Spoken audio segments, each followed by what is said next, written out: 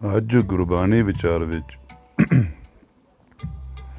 ਆਨੰਦ ਸਾਹਿਬ ਦੀ ਵਿਚਾਰ ਕਰਾਂਗੇ। ਆਨੰਦ ਸਾਹਿਬ ਦੀ ਬਾਣੀ ਗੁਰੂ ਅਮਰਦਾਸ ਮਹਾਰਾਜ ਦੀ ਉਚਾਰੀ ਹੋਈ ਹੈ। ਵੈਸੇ ਤਾਂ ਜਿੰਨੀ ਵੀ ਗੁਰਬਾਣੀ ਗੁਰੂ ਗ੍ਰੰਥ ਸਾਹਿਬ ਵਿੱਚ ਅੰਕਿਤ ਹੈ, ਇਸ ਦਾ ਸੰਬੰਧ ਸਾਰੇ ਦਾ ਸਾਰਾ ਹੀ ਆਤਮਾ ਅਤੇ ਪਰਮਾਤਮਾ ਦਾ ਹੀ ਹੈ।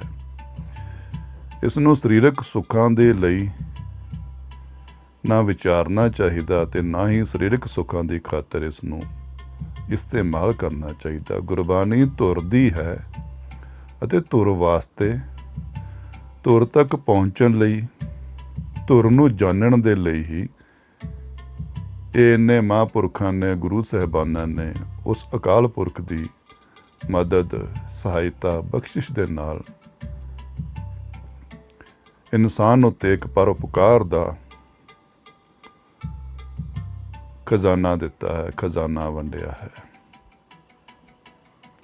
ਤੋ ਗੁਰਬਾਣੀ ਦਾ ਜਦੋਂ ਵੀ ਵਿਚਾਰ ਜਾਂ ਗੁਰਬਾਣੀ ਦਾ ਪਾਠ ਜਦੋਂ ਵੀ ਸਰਵਣ ਕਰਨਾ ਚਾਹੇ, ਪੜ੍ਹਨਾ ਹੈ, ਤਾਂ ਇਸ ਦਾ ਆਧਾਰ, ਸ਼ੁਰੂਆਤ ਆਪਣੇ ਆਪ ਨੂੰ ਇੱਕ ਆਤਮਾ ਸਮਝ ਕੇ ਹੀ ਕਰਨਾ ਚਾਹੀਦਾ ਹੈ, ਕਿਉਂਕਿ ਅਸੀਂ ਹੈ ਹੀ ਆਤਮਾ ਹਾਂ। ਸਰੀਰ ਤਾਂ ਇੱਕ ਕਰਮਾਂ ਦੇ ਕਰਕੇ ਸਾਨੂੰ ਮਿਲਿਆ ਹੈ, ਮਾੜਾ ਹੈ, ਚੰਗਾ ਹੈ, ਗਰੀਬ ਹੈ, ਅਮੀਰ ਹੈ, ਪਰ ਅਸਲ ਮਕਸਦ ਸਰੀਰ ਦਾ ਕੀ ਸੀ, ਅਸੀਂ ਉਸ ਤੋਂ ਵਾਂਝੇ ਹਾਂ। ਗੁਰਬਾਣੀ ਉਸ ਦੇ ਪ੍ਰਤੀ ਸਾਨੂੰ ਜਾਗਰੂਕ ਕਰਦੀ ਹੈ ਕਿ ਸਰੀਰ ਦਾ ਹੋਰ ਕੋਈ ਮਕਸਦ ਨਹੀਂ, ਮਾਨਵ ਸਰੀਰ ਦਾ ਖਾਸ ਕਰਕੇ, ਕਿ ਇਹ ਤੇਰੀ ਵਾਰੀ ਹੈ ਗੋਬਿੰਦ ਨੂੰ ਮਿਲਣ ਦੀ, ਉਸ ਅਕਾਲ ਪੁਰਖ ਨੂੰ ਜਾਣਨ ਦੀ, ਪਹਿਚਾਨਣ ਦੀ। ਇਸ ਕਰਕੇ ਸਰੀਰ ਦੇ ਹੁੰਦਿਆਂ ਸਰੀਰ ਦੀ ਅੰਦਰਲੀ ਅਵਸਥਾ ਨੂੰ, ਅੰਦਰਲੀ ਆਪਣੀ ਵਸਤ ਨੂੰ ਪਹਿਚਾਨ, ਨਾ ਕਿ ਸਰੀਰ ਦੇ ਵਾਸਤੇ ਸਰੀਰ ਤੋਂ ਬਾਹਰੀ ਚੀਜ਼ਾਂ ਨੂੰ ਅਸੀਂ ਜੋੜਦੇ ਔਰ ਇਕੱਠੇ ਕਰਦੇ ਰਹੀਏ। ਆਨੰਦ ਸਾਹਿਬ ਦੀ ਬਾਣੀ ਜੋ ਬਹੁਤ ਉੱਚੀ ਅਵਸਥਾ ਦੇ ਅਧੀਨ ਮੱਤ ਦੇ ਆਉਂਦੀ ਹੈ। ਆਨੰਦ ਇੱਕ ਐਸੀ ਚੀਜ਼ ਦਾ ਨਾਂ ਹੈ ਜਿਹੜੀ ਕਦੀ ਖਤਮ ਨਹੀਂ ਹੁੰਦੀ। ਖੁਸ਼ੀ ਖਤਮ ਹੋ ਸਕਦੀ ਹੈ, ਸੁੱਖ ਖਤਮ ਹੋ ਸਕਦਾ ਹੈ, ਦੁੱਖ ਖਤਮ ਹੋ ਸਕਦੇ ਹਨ, ਇਹ ਜੀਵਨ ਨੇ ਵੀ ਖਤਮ ਹੋਣਾ ਹੈ, ਪਰ ਆਨੰਦ ਇੱਕ ਐਸੀ ਅਵਸਥਾ ਹੈ ਜਿਹੜੀ ਕਦੀ ਵੀ ਖਤਮ ਨਹੀਂ ਹੁੰਦੀ। ਤੋ ਆਨੰਦ ਕਿਸ ਵਿੱਚ ਮਿਲਦਾ ਹੈ? ਜੇ ਆਨੰਦ ਨੇ ਖਤਮ ਨਹੀਂ ਹੋਣਾ ਔਰ ਜੇ ਸਰੀਰ ਨੂੰ ਆਨੰਦ ਦੇ ਨਾਲ ਜੋੜ ਲਿਆ ਜਾਵੇ ਤਾਂ ਸਰੀਰ ਤਾਂ ਖਤਮ ਹੋ ਜਾਣਾ ਹੈ, ਫਿਰ ਆਨੰਦ ਵੀ ਖਤਮ ਹੋ ਜਾਵੇਗਾ। ਸਰੀਰ ਦਾ ਸੰਬੰਧ ਸੁੱਖਾਂ ਤੇ ਦੁੱਖਾਂ ਦੇ ਨਾਲ ਹੈ, ਆਨੰਦ ਦਾ ਸੰਬੰਧ ਆਤਮਾ ਨਾਲ ਹੈ। ਆਤਮਾ ਦੇ ਆਪਣੇ ਦਰਸ਼ਨ, ਦੀਦਾਰ, ਅਹਿਸਾਸ ਦਾ ਨਾਂ ਹੀ ਆਨੰਦ ਹੈ। ਬਾਹਰ ਜਿਸਨੂੰ ਅਸੀਂ ਆਨੰਦ ਕਹਿ ਦਿੰਦੇ ਹਾਂ, ਖੁਸ਼ੀ ਹੋ ਸਕਦੀ ਹੈ, ਇਹ ਸੁੱਖ ਹੋ ਸਕਦੇ ਹਨ, ਆਨੰਦ ਨਹੀਂ। ਆਨੰਦ ਅਮਰ ਦੇ ਨਾਲ ਸੰਬੰਧ ਹੈ। ਜਿਸ ਤਰ੍ਹਾਂ ਸੁੱਖ ਦੁੱਖ, ਜੇ ਅਸੀਂ ਆਪਣੇ ਮਨ ਦੀ ਅਵਸਥਾ ਨੂੰ ਪੜ੍ਹੀਏ, ਵਿਚਾਰੀਏ, ਜੇ ਸਾਡੇ ਮਨ ਦੇ ਅੰਦਰ ਅਜੇ ਸੁੱਖਾਂ ਦੁੱਖਾਂ ਦਾ ਦੌਰ ਚੱਲ ਰਿਹਾ ਹੈ, ਅਸੀਂ ਇਹਨਾਂ ਨੂੰ ਮੰਨ ਰਹੇ ਹਾਂ, ਸੁੱਖਾਂ ਵਿੱਚ ਅਸੀਂ ਖੁਸ਼ ਹਾਂ ਔਰ ਦੁੱਖਾਂ ਵਿੱਚ ਟੁੱਟ ਜਾਂਦੇ ਹਾਂ, ਤਾਂ ਆਪਣੀ ਅਵਸਥਾ ਦੀ ਇਹ ਪਹਿਚਾਣ ਹੁੰਦੀ ਆ ਕਿ ਅਜੇ ਸਾਡਾ ਜਨਮ ਮਰਨ ਬਾਕੀ ਹੈ। ਅਜੇ ਅਸੀਂ ਆਤਮਕ ਦੁਨੀਆ ਵਿੱਚ ਨਹੀਂ ਪਹੁੰਚੇ, ਸਰੀਰ ਤੋਂ ਰਹਿਤ ਨਹੀਂ ਹੋ ਸਕੇ, ਕਿਉਂਕਿ ਸੁੱਖ ਦੁੱਖ ਚੱਲਣੇ ਹੈ, ਆਉਣੇ ਹਨ, ਜਾਣੇ ਹਨ, ਨਾਸ਼ਵਾਨ ਹੈ। ਔਰ ਜਿਹੜੀ ਚੀਜ਼ ਆਉਂਦੀ ਹੈ ਔਰ ਚਲੇ ਜਾਂਦੀ ਹੈ, ਉਸ ਨੂੰ ਕਦੀ ਵੀ ਟਿਕਾਊ ਨਹੀਂ ਮੰਨਿਆ ਜਾ ਸਕਦਾ। ਔਰ ਜਿੰਨਾ ਚਿਰ ਅਸੀਂ ਆਉਣ ਦੀਆਂ ਔਰ ਜਾਂਦੀਆਂ ਚੀਜ਼ਾਂ ਦੇ ਨਾਲ ਜੁੜੇ ਹੋਏ ਹਾਂ, ਉਨਾ ਚਿਰ ਨਿਸ਼ਚਿਤ ਤੌਰ 'ਤੇ ਸਾਡਾ ਅਜੇ ਜੀਵਨ ਸਫ਼ਰ ਬਾਕੀ ਹੈ, ਭਾਵ ਕਿ ਅਸੀਂ ਉਸ ਮੰਜ਼ਿਲ ਨੂੰ, ਆਤਮਿਕ ਮੰਜ਼ਿਲ ਨੂੰ ਹਾਸਲ ਨਹੀਂ ਕਰ ਸਕੇ। ਇਹਨਾਂ ਸੁੱਖਾਂ ਦੁੱਖਾਂ ਤੋਂ ਅੱਗੇ ਲੰਘ ਕੇ ਆਨੰਦ ਦੀ ਅਵਸਥਾ ਪ੍ਰਾਪਤ ਹੁੰਦੀ ਹੈ। ਅਭਿਆਸੀ ਪੁਰਸ਼ ਇਸ ਨੂੰ ਆਸਾਨੀ ਨਾਲ ਪਕੜ ਲੈਂਦੇ ਹਨ। ਆਨੰਦ ਦਾ ਸੰਬੰਧ ਅਮਰ ਨਾਲ ਹੈ।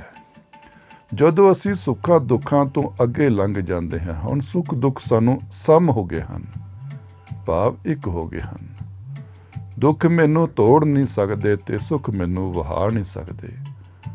ਹੁਣ ਮੈਂ ਆਪਣੇ ਆਤਮਿਕ ਆਨੰਦ ਵਿੱਚ ਚਲਾ ਗਿਆ ਹਾਂ। ਮੈਂ ਹੁਣ ਉਸ ਮਾਲਕ ਦੀ ਆਵਾਜ਼ ਤੱਕ ਪਹੁੰਚ ਗਿਆ ਹਾਂ। ਤਾਂ ਇਹ ਉਸ ਅਵਸਥਾ ਦੀ ਇਹ ਗੁਰਬਾਣੀ ਹੈ, ਗੁਰੂ ਅਮਰਦਾਸ ਮਹਾਰਾਜ ਦੀ ਲਿਖਤ ਹੈ।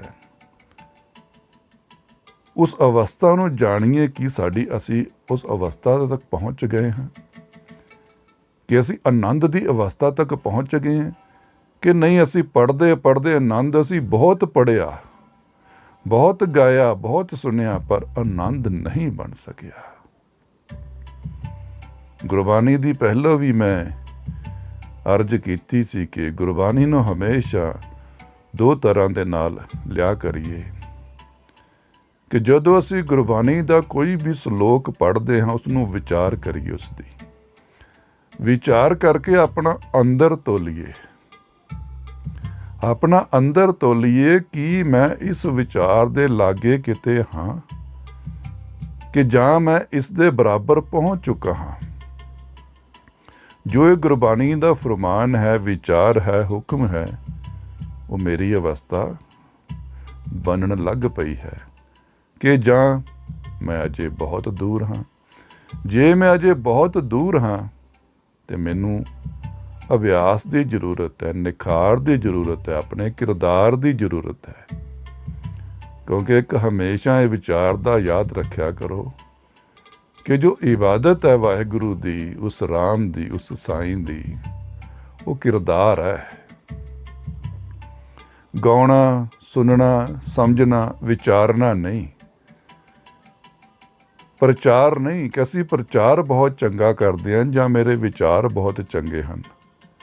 ਜਿੰਨਾ ਚਿਰ ਕਿਰਦਾਰ ਨਹੀਂ ਸਵੱਛ ਹੁੰਦਾ ਉਨਾ ਚਿਰ ਸਾਈਂ ਨੂੰ ਅਸੀਂ ਮਹਿਸੂਸ ਨਹੀਂ ਕਰ ਸਕਦੇ, ਕਿਉਂਕਿ ਅਸੀਂ ਕਰਮਜੂਨ ਹਾਂ।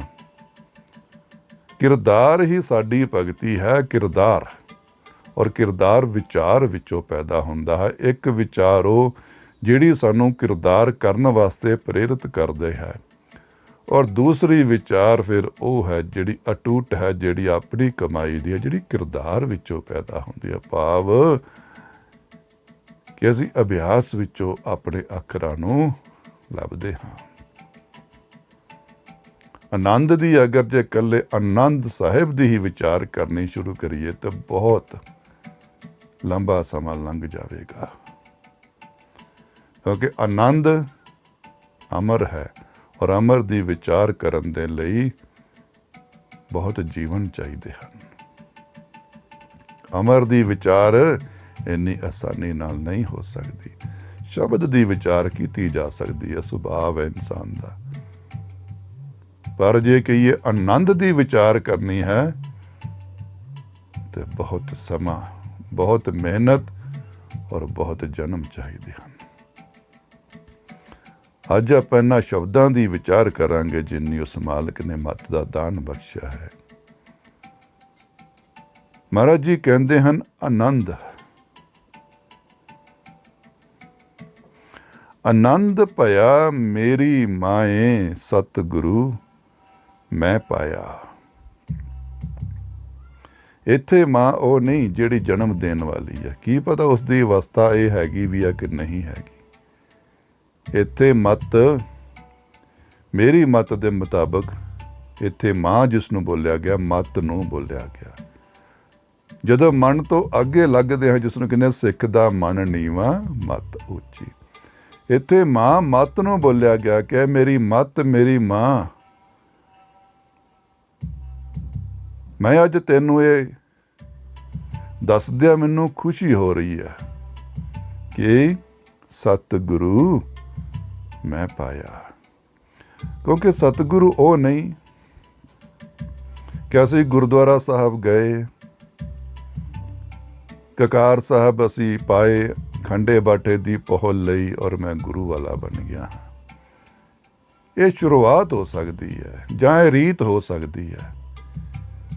ਗੁਰੂ ਵਾਲਾ ਤਾਂ ਉਦੋਂ ਹੈ ਜਿਸ ਨੂੰ ਗੁਰਬਾਣੀ ਹੀ ਕਹਿੰਦੀ, ਗੁਰੂ ਲਾਗਾ ਤਬ ਜਾਣੀਏ ਮਿਟੇ ਮੋਹ ਤਨ ਤਾਪ।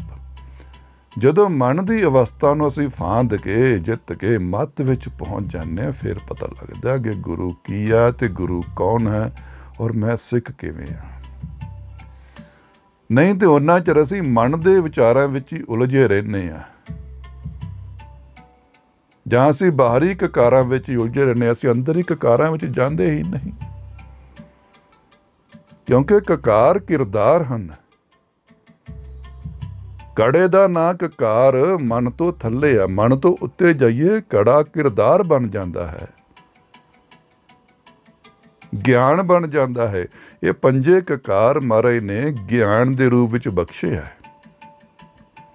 ਕੜਾ ਬੁਰਾਈ ਵੱਲ ਹੱਥ ਨਾ ਵਧੇ, ਕਿਰਪਾਨ ਤੇਰੀ ਆਤਮਾ ਵਿਕਾਰਾਂ ਤੋਂ ਰਹਿਤ ਹੋਵੇ, ਵਕਾਰੀ ਦੁਸ਼ਮਣਾਂ ਦਾ ਲੜਨ ਦੇ ਲਈ ਹੈ।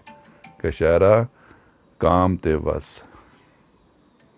ਜਦੋਂ ਅਸੀਂ ਮਨ ਤੋਂ ਅਗਲੀ ਦੁਨੀਆ ਵਿੱਚ ਜਾਂਦੇ, ਮੱਤ ਦਾ ਸਫ਼ਰ ਕਰਦੇ ਹਾਂ, ਤਾਂ ਇਹ ਕਕਾਰ ਜਿਹੜੇ ਨੇ ਇਹ ਗਿਆਨ ਦਾ ਰੂਪ ਧਾਰਦੇ ਨੇ, ਔਰ ਗਿਆਨ ਦੇ ਵਿੱਚ ਧਾਰੇ ਹੋਏ, ਗਿਆਨ ਦੇ ਵਿੱਚ ਧਾਰੇ ਹੋਏ ਕਕਾਰ ਨਾਲ ਨਿਭਣਗੇ।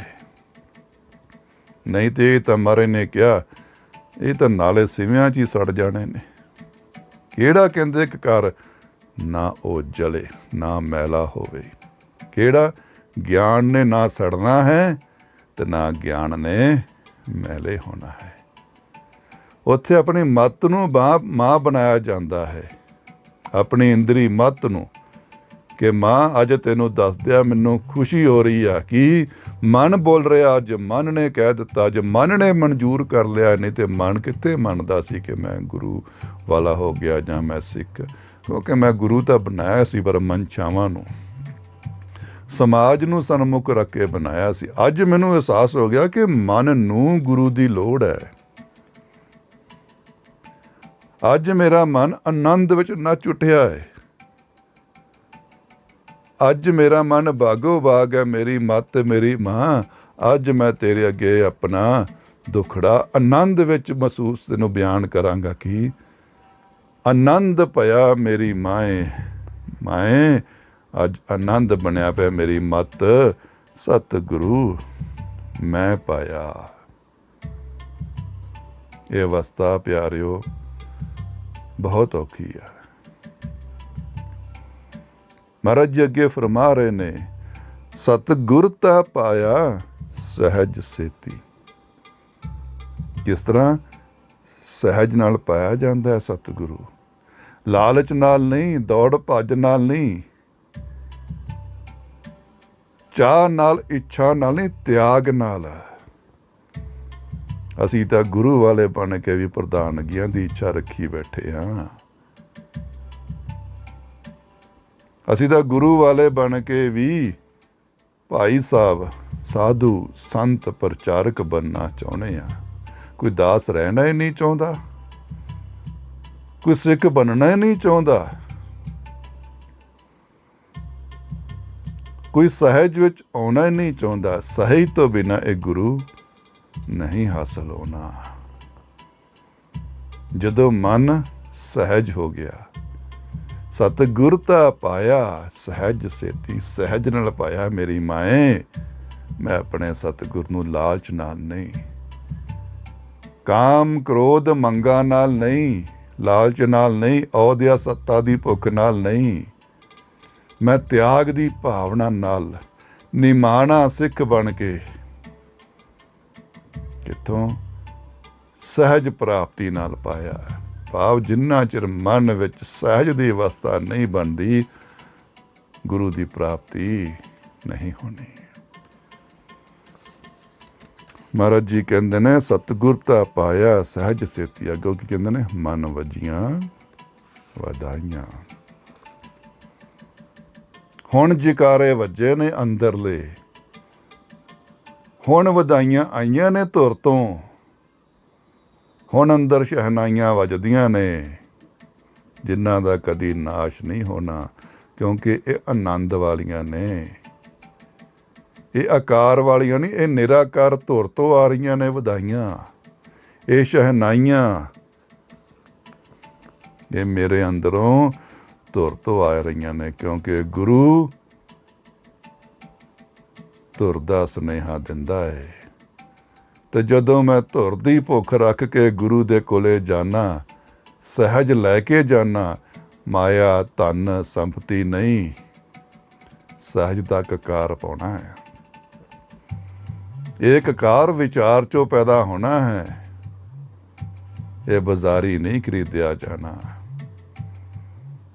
ਇਹ ਜਦੋਂ ਗੁਰੂ ਦੀ ਵਿਚਾਰ ਮਨ ਦੇ ਨਾਲ ਸਾਂਝੀ ਕਰਾਂਗੇ, ਜ਼ੁਬਾਨ ਨਾਲ ਨਹੀਂ, ਆਪਣੇ ਆਪ ਨਾਲ ਵਿਚਾਰਾਂ ਪਾਵਾਂਗੇ, ਸੰਸਾਰ ਨਾਲ ਨਹੀਂ, ਸਮਾਜ ਨਾਲ ਨਹੀਂ। ਭੁੱਖ ਲੈ ਕੇ, ਦੁੱਖ ਲੈ ਕੇ, ਕਿਹੜਾ ਦੁੱਖ?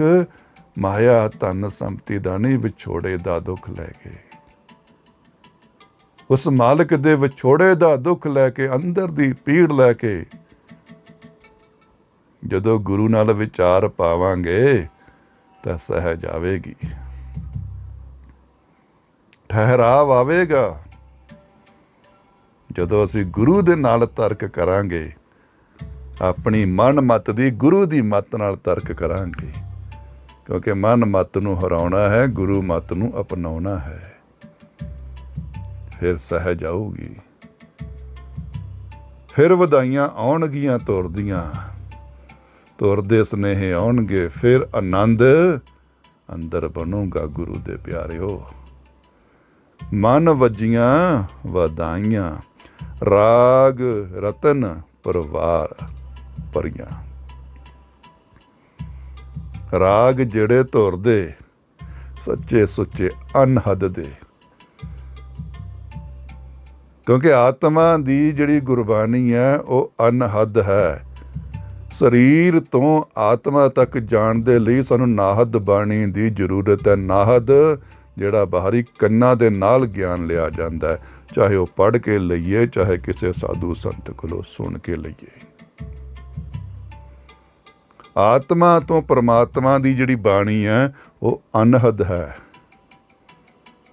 ਉੱਥੇ ਅੱਖਰ ਨਹੀਂ ਚੱਲਦੇ, ਕਿਉਂਕਿ ਦੁਨੀਆ ਦਾ ਕੋਈ ਵੀ ਅੱਖਰ ਹੈ, ਵਾਹਿਗੁਰੂ ਲੋ, ਓਮ ਨਮੋ ਸ਼ਿਵਾਏ ਲੋ, ਰਾਮ ਲੋ, ਕ੍ਰਿਸ਼ਨ ਲੋ, ਅੱਲਾ ਲੋ, ਬੀਟਲ ਲੋ, ਪੈਗੰਬਰ ਲੋ, ਇਨਸਾਨ ਦੀ ਪੈਦਾਇਸ਼ ਹੈ, ਇਨਸਾਨ ਦੀ ਖੋਜ ਹੈ, ਮਹਾਂਪੁਰਖਾਂ ਦੀ ਖੋਜ ਹੈ, ਅਵਤਾਰਾਂ ਦੀ ਖੋਜ ਹੈ।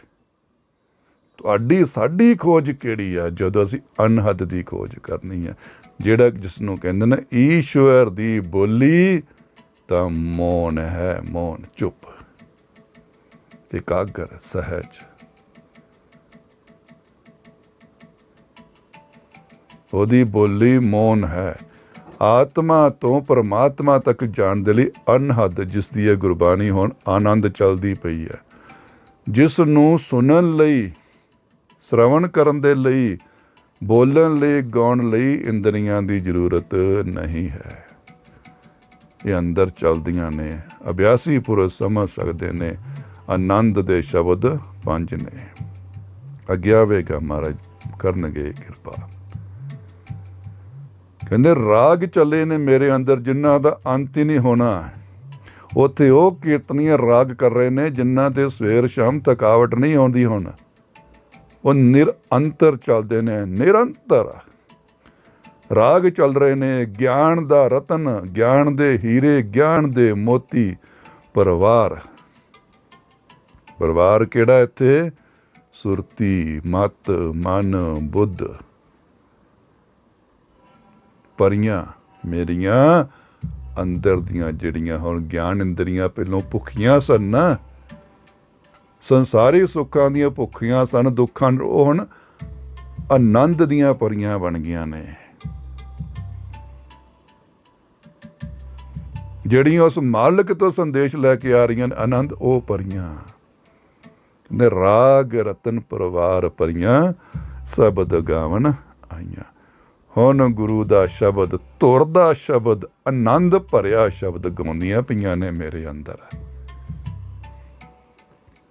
ਇਸ ਬਾਣੀ ਦਾ ਹੁਣ ਅੰਤ ਨਹੀਂ ਹੋਣਾ। ਹੁਣ ਮੈਨੂੰ ਪੜ੍ਹਨੀ ਨਹੀਂ ਪੈਂਦੀ, ਹੁਣ ਤਾਂ ਮੈਨੂੰ ਸਿਰਫ ਸੁਣਨੀ ਪੈਂਦੀ ਆ। ਹੁਣ ਮੇਰੀ ਅਵਸਥਾ ਆਨੰਦ ਵਾਲੀ ਬਣ ਗਈ, ਜਿੱਥੇ ਅਨਹਦ ਸ਼ਬਦ ਚੱਲਦੇ ਨੇ। ਹੁਣ ਤਾਂ ਮੈਂ ਸੁਣਦਾ ਇਸ ਨੂੰ ਬਸ। ਹੁਣ ਮੈਂ ਬਾਹਰੋਂ ਕੋਈ ਅੱਖਰ ਨਹੀਂ ਪੜ੍ਹਦਾ, ਨਾ ਮੈਂ ਬਾਹਰ ਦਾ ਕਿਉਂ ਕੀਰਤਨ ਸੁਣਦਾ, ਮੈਂ ਤਾਂ ਅੰਦਰ ਦਾ ਬੈਕੁੰਠ ਦਾ ਧੁਰ ਦਾ ਆਨੰਦ ਦਾ ਕੀਰਤਨ ਜੋੜ ਰਾਗ ਰਤਨ ਪਰਿਵਾਰ ਪਰੀਆਂ ਗਾਉਂਦੀਆਂ ਪਈਆਂ ਨੇ, ਧੁਰ ਦਾ ਸ਼ਬਦ ਗਾਉਂਦੀਆਂ ਪਈਆਂ ਨੇ, ਸੱਚ ਦਾ ਸ਼ਬਦ ਗਾਉਂਦੀਆਂ ਪਈਆਂ ਨੇ, ਉਹ ਮੇਰੇ ਅੰਦਰ ਚੱਲ ਰਿਹਾ। ਸ਼ਬਦ ਗਾਵਣ ਆਈਆਂ, ਉਹ ਹੁਣ ਗੁਰੂ ਦਾ ਸ਼ਬਦ ਜਿਹੜਾ ਸੁਨੇਹਾ ਆਨੰਦ ਦਾ ਭਰਿਆ ਸ਼ਬਦ, ਹੁਣ ਸੁੱਖ ਦੁੱਖ ਨਹੀਂ, ਆਨੰਦ ਦਾ ਅੰਮ੍ਰਿਤ,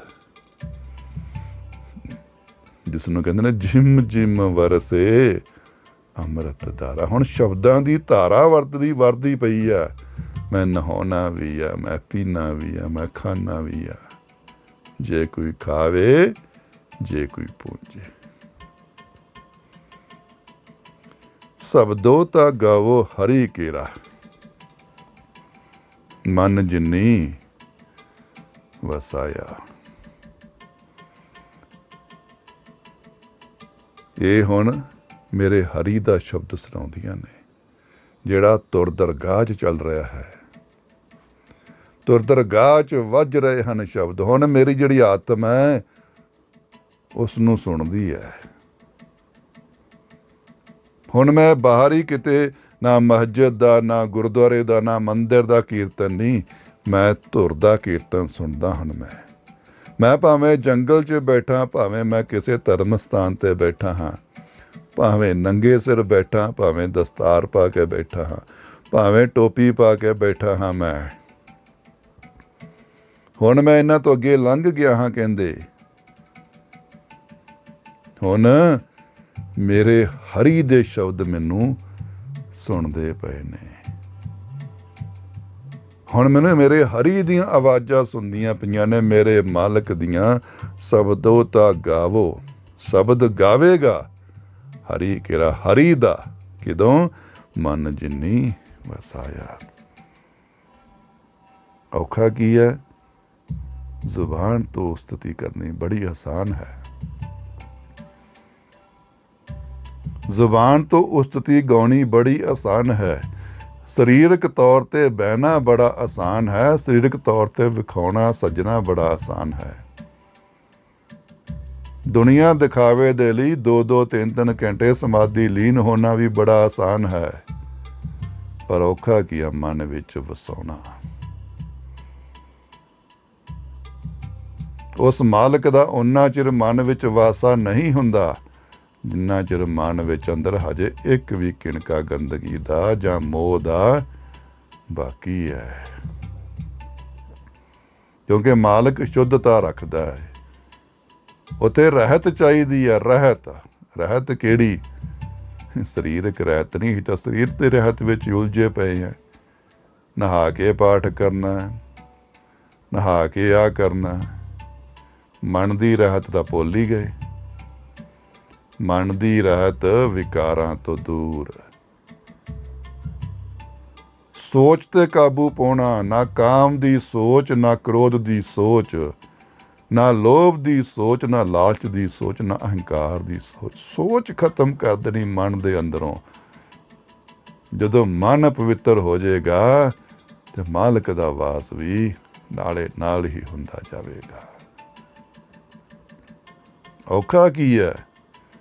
ਹਰ ਇੱਕ ਦਾ ਤਿਆਗ ਕਰਕੇ ਮਾਇਆ ਦਾ, ਧਨ ਦਾ, ਅਹੁਦੇ ਦਾ, ਰੁਤਬੇ ਦਾ, ਰਸੂਖ ਦਾ ਉਸ ਮਾਲਕ ਨੂੰ ਮਨ ਵਿੱਚ ਵਸਾਉਣਾ। ਕਹਿੰਦੇ ਜਿੰਨਾ ਚਿਰ ਮਾਲਕ ਨਾ ਮਨ ਵਿੱਚ ਵਸਿਆ, ਕਿੱਥੋਂ ਹਰੀ ਦੇ ਸ਼ਬਦ ਆ ਜਾਣ? ਨਹੀਂ ਆਉਣੇ। ਸ਼ਬਦੋ ਤਾਂ ਗਾਵੋ ਹਰੀ ਕੇਰਾ, ਮਨ ਜਿਨੀ ਵਸਾਇਆ। ਜਿਨ੍ਹਾਂ ਨੇ ਉਸ ਨੂੰ ਮਨ ਵਿੱਚ ਵਸਾਇਆ ਹੈ, ਔਰ ਮਨ ਵਿੱਚ ਵਸਾਇਆ ਹੈ ਜਿਨ੍ਹਾਂ ਨੇ, ਉਹੀ ਤਾਂ ਲੱਭਦੇ ਨਹੀਂ। ਰਸਨਾ ਦੇ ਗਵਈਏ ਤਾਂ ਬਹੁਤ ਲੱਭਦੇ ਨੇ। ਪਰਾਈਆਂ ਲਿਖਤਾਂ ਪੜ੍ਹ ਕੇ ਵਿਚਾਰ ਕਰਨ ਵਾਲੇ ਤਾਂ ਬਹੁਤ ਮਿਲਦੇ ਨੇ, ਪਰ ਜਿਨ੍ਹਾਂ ਦੇ ਮਨ ਵਿੱਚੋਂ ਮਾਲਕ ਵਸਿਆ ਹੋਵੇ, ਮਾਲਕ ਦੀ ਉਸਤਤੀ ਕਰਦੇ ਹਨ, ਮਾਲਕ ਦਾ ਹੀ ਸੁਨੇਹਾ ਸੁਣਾਉਂਦੇ ਹੋਣ। ਧਰਮ ਦੇ ਸੁਨੇਹੇ ਸੁਣਾਉਣ ਵਾਲੇ ਤਾਂ ਬਹੁਤ ਨੇ, ਇਤਿਹਾਸ ਦੇ ਸੁਨੇਹੇ ਸੁਣਾਉਣ ਵਾਲੇ ਤਾਂ ਬਹੁਤ ਨੇ। ਧੁਰ ਦੀ ਵਿਚਾਰ, ਇਹ ਗੁਰਬਾਣੀ ਸਾਰੀ ਦੀ ਸਾਰੀ ਧੁਰ ਦੀ ਵਿਚਾਰ ਕਰਦੀ ਪਈ ਹੈ। इस गुरबाणी दी सही विचार करन वाला नहीं मिलता, क्योंकि मन विच नहीं वसाया। गुरबाणी मेरी जुबान ते तो बहुत याद आ, मैनू पंज बाणियां भी याद आ, सुखमनी साहिब भी याद आ, आसा दी वार भी याद आ, पर मेरे मन विच तक किनका नहीं गया। महाराज कहंदे मन मन विच जान दे रासे दा। साडी आदत बन गई आ कुरलियां करन दी। जिस जे कहावत आ कि कहंदे प्यास लगी है, किसी ने कहा प्यासे ने, साधु जी प्यास बहुत लगी, बड़ी दूरों सफर करके आया हाँ। ਉਹ ਝਰਨਾ ਵਗਦਾ ਬੜੇ ਰੱਜ ਕੇ ਪਾਣੀ ਪੀ ਗਿਆ, ਝਰਨੇ ਤੇ ਆ ਗਿਆ ਮੁੜ ਕੇ ਪਾਣੀ ਪੀਤਾ। ਪੀਤਾ ਤਾਂ ਬਹੁਤ, ਪਰ ਪਿਆਸ ਨਹੀਂ ਬੁਝੀ। ਕਿਵੇਂ ਪੀਤਾ ਤੂੰ? ਅੰਦਰ ਜਾਣ ਦਿੱਤਾ ਪਾਣੀ ਢਿੱਡ ਦੇ ਅੰਦਰ? ਨਹੀਂ ਜੀ। ਕੀ ਕੀਤਾ ਫਿਰ? ਮੂੰਹ 'ਚ ਕੁਰਲੀਆਂ ਭਰੀਆਂ ਤੇ ਬਾਹਰ ਡੋਲਦਾ ਰਿਹਾ ਮੈਂ। ਫਿਰ ਮੂਰਖਾ, ਤੈਨੂੰ ਪਿਆਸ ਹੀ ਨਹੀਂ ਲੱਗੀ ਸੀ। ਤੂੰ ਤਾਂ ਐਵੇਂ ਸਾਨੂੰ ਵੇਖਣ ਪਰਖਣ ਲਈ ਆਇਆ ਹੋਵੇਂਗਾ। ਤੈਨੂੰ ਪਿਆਸ ਨਹੀਂ ਲੱਗੀ ਸੀ। ਜੇ ਤੈਨੂੰ ਪਿਆਸ ਲੱਗੀ ਹੁੰਦੀ ਤੇ ਘੁੱਟ ਆਪਣੇ ਆਪ ਹੀ ਢਿੱਡ ਦੇ ਅੰਦਰ ਜਾਂਦੀ ਤੇ ਕਿਵੇਂ ਨਾ ਪਿਆਸ ਬੁਝਦੀ। ਅਸੀਂ ਕੁਰਲੀਆਂ ਕਰਨ ਦੇ ਆਦੀ ਬਣ ਗਏ ਹਾਂ। ਅਸੀਂ ਕਿਸੇ ਸੰਗਤ ਵਿੱਚ ਜਾਂਦੇ ਵੀ ਹਾਂ ਤੇ ਪਰਖਣ ਜਾਂਦੇ ਹਾਂ। ਪਿਆਸ ਲੈ ਕੇ ਜਾਈਏ ਗੁਰੂ ਕੋਲੇ, ਗੁਰਬਾਣੀ ਕੋਲੇ। ਪਿਆਸ ਲੈ ਕੇ ਜਾਵਾਂਗੇ ਆਪਣੇ ਆਪ ਘੁੱਟ ਸਿੱਧੀ ਅੰਦਰ ਹੀ ਜਾਂਦੀ ਹੈ। ਜਿੰਨਾ ਚਿਰ ਗੁਰਬਾਣੀ ਦੀ ਘੁੱਟ ਮਨ ਵਿੱਚ ਨਹੀਂ ਗਈ ਤੇ ਕਿਵੇਂ ਪਿਆਸ ਬੁਝੇ। ਅਸੀਂ ਕੁਰਲੀਆਂ ਕਰਦੇ ਪਏ ਹਾਂ। ਜ਼ੁਬਾਨ ਤੇ ਤਾਂ ਬਹੁਤ ਆਉਂਦੀ ਪਈ ਸਾਨੂੰ, ਬਹੁਤ ਰੱਟੀ ਹੋਈ ਹੈ।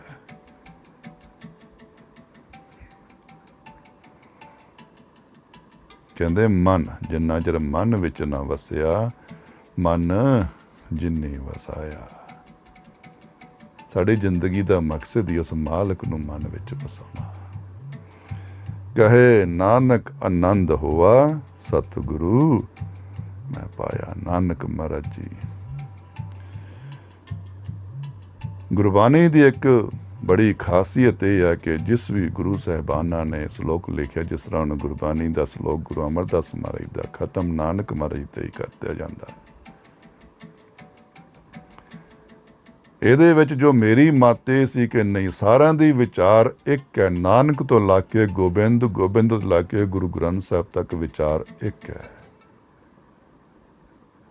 ਇਸ ਕਰਕੇ ਉਹਨਾਂ ਨੇ ਆਪਣੇ ਪਹਿਲੇ ਹੀ ਧੁਰ ਨੂੰ, ਮੁੱਢ ਨੂੰ, ਨਾਨਕ ਨੂੰ ਹੀ ਮੁੱਖ ਰੱਖਿਆ, ਤਾਂ ਜੋ ਕੱਲ੍ਹ ਨੂੰ ਸਾਡੇ ਵਰਗੇ ਮੂਰਖ ਮਾਤੇ ਇਹਨਾਂ ਵਿਚਾਰਾਂ ਕਰਨ ਲੱਗ ਜਾਣ ਜਿਸ ਤਰ੍ਹਾਂ ਅੱਜ ਅਸੀਂ ਉਲਝੇ ਪਾਟੇ ਪਏ। ਨਹੀਂ, ਇਹ ਤਾਂ ਜੀ ਗੁਰੂ ਅਮਰਦਾਸ ਜੀ ਦੀ ਬਾਣੀ ਹੈ, ਇਹ ਗੁਰੂ ਗੋਬਿੰਦ ਸਿੰਘ ਜੀ ਦੀ ਬਾਣੀ ਹੈ, ਇਹ ਤਾਂ ਕਬੀਰ ਸਾਹਿਬ ਦੀ ਬਾਣੀ ਨਹੀਂ। ਇਸ ਕਰਕੇ ਉਹਨਾਂ ਨੇ ਇਨਸਾਨ ਦਾ ਭਰਮ ਮਿਟਾਉਣ ਦੇ ਲਈ ਨਾਨਕ, ਨਾਨਕ ਕੌਣ ਸੀ ਤੁਰ।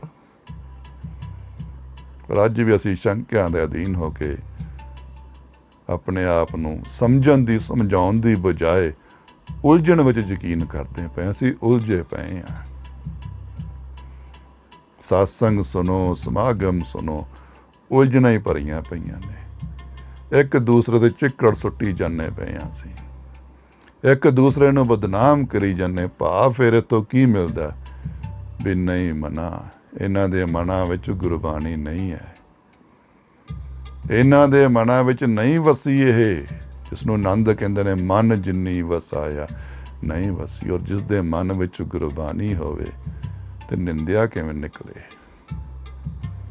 ਬੁਰਾਈ ਕਿਵੇਂ ਨਿਕਲੇ, ਈਰਖਾ ਕਿਵੇਂ ਬਾਕੀ ਰਹਿ ਜਾਵੇ, ਆਪਣੀ ਵਡਿਆਈ, ਆਪਣੀ ਪ੍ਰਸ਼ੰਸਾ ਕਿਵੇਂ ਰਹਿ ਜਾਵੇ, ਫਿਰ ਮਾਣ ਦੀ ਇੱਛਾ, ਯਸ਼ ਦੀ ਇੱਛਾ ਕਿਵੇਂ ਰਹਿ ਜਾਵੇ, ਡੇਰੇ ਸਥਾਨਾਂ ਦੀ ਇੱਛਾ ਕਿਵੇਂ ਰਹਿ ਜਾਵੇ। ਜਿਹਦੇ ਮਨ ਵਿੱਚ ਗੁਰਬਾਣੀ ਵਸ ਗਈ ਉਹ ਫਿਰ ਡੇਰੇ ਬਣਾਉਣ ਵੱਲ, ਗੁਰਦੁਆਰੇ ਬਣਾਉਣ ਵੱਲ ਨਹੀਂ ਵੱਧਦਾ, ਕਿਉਂਕਿ ਉਹਨੇ ਡੇਰਾ ਪਹਿਚਾਣ ਲਿਆ ਹੁੰਦਾ। ਧੁਰ ਦਾ ਡੱਡਾ ਡੇਰਾ ਇਹ ਨਹੀਂ, ਜਾਂ ਡੇਰਾ ਤੂੰ ਜਾਣ। ਉਹਨੇ ਪਹਿਚਾਣ ਲਿਆ ਹੁੰਦਾ ਉਸਨੇ ਕੀ ਕਰਨਾ ਡੇਰੇ ਬਣਾ ਕੇ। ਡੇਰੇ ਕਿਉਂ ਬਣਾਉਣਾ? ਕਿਉਂਕਿ ਮੈਨੂੰ ਅਜੇ ਸਰੀਰਕ ਚਿੰਤਾ ਹੈ, ਮੈਨੂੰ ਆਤਮਿਕ ਚਿੰਤਾ ਨਹੀਂ ਪਈ। ਮੈਨੂੰ ਸਰੀਰਕ ਚਿੰਤਾ ਆ, ਮੇਰੀ ਰੋਟੀ ਕਿਵੇਂ ਚੱਲੂ, ਮੇਰਾ ਗੁਜ਼ਾਰਾ ਕਿਵੇਂ ਹੋਊ। ਜੇ ਇਸ ਤੋਂ ਥੋੜ੍ਹਾ ਅੱਗੇ ਵਧਿਆ, ਮੈਨੂੰ ਮਾਣ ਯਸ਼ ਦੀ ਚਿੰਤਾ ਹੈ, ਮੈਨੂੰ ਅਹੁਦੇ ਦਾ ਚਾਅ ਹੈ, ਚਸਕਾ ਹੈ, ਮੇਰੀ ਪਹਿਚਾਣ ਬਣੇ ਸੰਸਾਰ ਵਿੱਚ। ਮਹਾਰਾਜ ਜੀ ਕਹਿੰਦੇ ਨਵਾਂ ਖੰਡਾਂ ਵਿੱਚ ਜਾਣੀਏ, ਨਾਲ ਚੱਲੇ ਸਭ ਕੋਏ, ਜੇ ਤਿਸ ਨਦਰ ਨਾ ਆਵੇ ਤਾਂ ਬਾਤ ਨਾ ਪੁੱਛੇ ਕੋਈ। ਮੂਰਖਾ ਤੂੰ ਤਾਂ ਇੱਥੇ ਛੋਟੇ ਜੇ 9 ਘਰਾਂ 'ਚ ਕਹਿ ਲਓ, 9 ਸ਼ਹਿਰਾਂ 'ਚ ਕਹਿ ਲਓ, 9 ਦੇਸ਼ਾਂ 'ਚ ਕਹਿ ਲਓ, ਜਾਣਦਾ ਹੋਏਗਾ ਤੈਨੂੰ ਕੀ ਸੰਸਾਰ ਬਹੁਤ ਵੱਡਾ ਜੇ ਕੋਈ ਪ੍ਰਚਾਰਕ ਹੈ ਤੇ। ਮਹਾਰਾਜ ਜੀ ਕਹਿੰਦੇ ਜੀ 9 ਖੰਡਾਂ 'ਚ ਵੀ ਤੇਰੀ ਪਹਿਚਾਣ ਹੋ ਜੇ, ਪਰ ਮਾਲਕ ਦੀ ਨਜ਼ਰ ਤੇਰੇ ਤੇ ਨਹੀਂ ਬਣੀ ਤੇ ਸਭ ਖੇ ਹੈ, ਸਭ ਮਿੱਟੀ ਹੈ, ਕਿਸੇ ਕੰਮ ਨਹੀਂ ਆਉਣੇ। ਕਿਉਂ ਮੇਰੇ ਕਦਮ ਸੰਸਾਰ ਤੋਂ ਪਿੱਛੇ ਨਹੀਂ ਹਟੇ? ਕਿਉਂਕਿ ਮੇਰੇ ਮਨ ਵਿੱਚ ਮਾਲਕ ਦੀ ਗੁਰਬਾਣੀ, ਮਾਲਕ ਦਾ ਸੁਨੇਹਾ, ਇਹ ਆਨੰਦ ਨਹੀਂ ਬਣਿਆ। ਕਿਉਂ ਮੈਂ ਧੁਰ ਦੇ ਧਰਮ ਨੂੰ ਨਹੀਂ ਅਪਣਾਇਆ? ਕਿਉਂ ਮੈਂ ਧੁਰ ਦੀ ਸਿੱਖੀ ਨੂੰ ਨਹੀਂ ਪਹਿਚਾਣਿਆ? ਜਿਹੜੀ ਸਿੱਖੀ ਨੂੰ ਗੁਰਬਾਣੀ ਪ੍ਰੇਰਿਤ ਕਰਦੀ ਹੈ, ਮੈਂ ਉਸ ਨੂੰ ਕਿਉਂ ਨਹੀਂ ਜਾਣਿਆ? ਮੈਂ ਆਪਣੀ ਸਿੱਖੀ ਨੂੰ ਕਿਉਂ ਪ੍ਰਫੁੱਲਤ ਕਰਨ ਵਿੱਚ ਉਲਝਿਆ ਰਿਹਾ? ਸਹਿਜਧਾਰੀ ਅੰਮ੍ਰਿਤਧਾਰੀ ਜਿਸਨੇ ਅੰਮ੍ਰਿਤ ਹੀ ਪੀ ਲਿਆ, ਉਹ ਤੇ ਕੀ ਵੰਡੀਆਂ ਰਹਿ ਗਈਆਂ। ਅੰਮ੍ਰਿਤ ਤਾਂ ਗੁਰਬਾਣੀ ਮੱਤ ਨਾਲ ਪੀਣਾ ਸੀ। ਨਾਲੇ ਇੱਕ ਅੰਮ੍ਰਿਤ ਮਾਰੇ ਕਹਿੰਦੇ ਸਾਰੇ ਵਿੱਚ ਬਾਣੀ ਅੰਮ੍ਰਿਤ ਸਾਰੇ। ਹੁਣ ਸਾਰੇ ਅੰਮ੍ਰਿਤ ਕਿੰਨੇ ਕਾ? ਅੱਖਾਂ ਨੂੰ ਵੀ ਅੰਮ੍ਰਿਤਧਾਰੀ ਬਣਾਉਣਾ ਹੈ, ਕੰਨਾਂ ਨੂੰ ਵੀ ਅੰਮ੍ਰਿਤਧਾਰੀ ਬਣਾਉਣਾ ਹੈ, ਰਸਨਾਂ ਨੂੰ ਵੀ ਅੰਮ੍ਰਿਤਧਾਰੀ ਬਣਾਉਣਾ ਹੈ, ਆਪਣੇ ਮਨ ਨੂੰ ਵੀ ਅੰਮ੍ਰਿਤਧਾਰੀ ਬਣਾਉਣਾ ਹੈ, ਆਪਣੀ ਮੱਤ ਨੂੰ ਵੀ ਅੰਮ੍ਰਿਤਧਾਰੀ ਬਣਾਉਣਾ ਹੈ, ਆਪਣੀ ਬੁੱਧ ਨੂੰ ਵੀ ਅੰਮ੍ਰਿਤਧਾਰੀ ਬਣਾਉਣਾ ਹੈ, ਆਪਣੀ ਸੁਰਤੀ ਨੂੰ ਵੀ ਅੰਮ੍ਰਿਤਧਾਰੀ ਬਣਾਉਣਾ ਹੈ, ਆਪਣੇ ਆਪ ਨੂੰ ਵੀ ਅੰਮ੍ਰਿਤਧਾਰੀ ਬਣਾਉਣਾ ਹੈ, ਆਪਣੀ ਰੂਹ ਨੂੰ। ਆਪਣਾ ਵਜੂਦ ਤਾਂ ਪਹਿਚਾਣੀਏ, ਅਸੀਂ ਕੌਣ ਹੈ? ਅਸੀਂ ਸਰੀਰ ਨਹੀਂ, ਅਸੀਂ ਆਤਮਾ ਹਾਂ।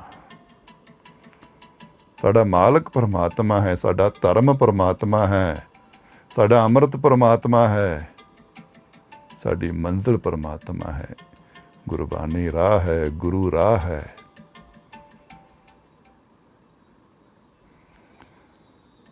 ਕਹਿੰਦੇ ਮਨ ਬਹੁਤ ਔਖਾ ਹੈ, ਮਨ ਵਿੱਚ ਵਸਾਉਣਾ, ਮਨ ਚੋਂ ਸੰਸਾਰ ਨੂੰ ਕੱਢਣਾ ਤੇ ਮਾਲਕ ਨੂੰ ਸਥਾਨ ਦੇਣਾ। ਘਰਾਂ ਵਿੱਚ ਤਾਂ ਬਹੁਤ ਪ੍ਰਕਾਸ਼ ਕਰਾ ਲੈਂਦੇ ਅਸੀਂ, ਕਮਰੇ ਵੀ ਬੜੇ ਸਜਾ ਲੈਂਦੇ ਅਸੀਂ, ਫੁੱਲ ਰੱਖਾਂਗੇ, ਸੈਂਟ ਲਾਵਾਂਗੇ, ਦੁੱਧ ਨਾਲ ਧੋਵਾਂਗੇ,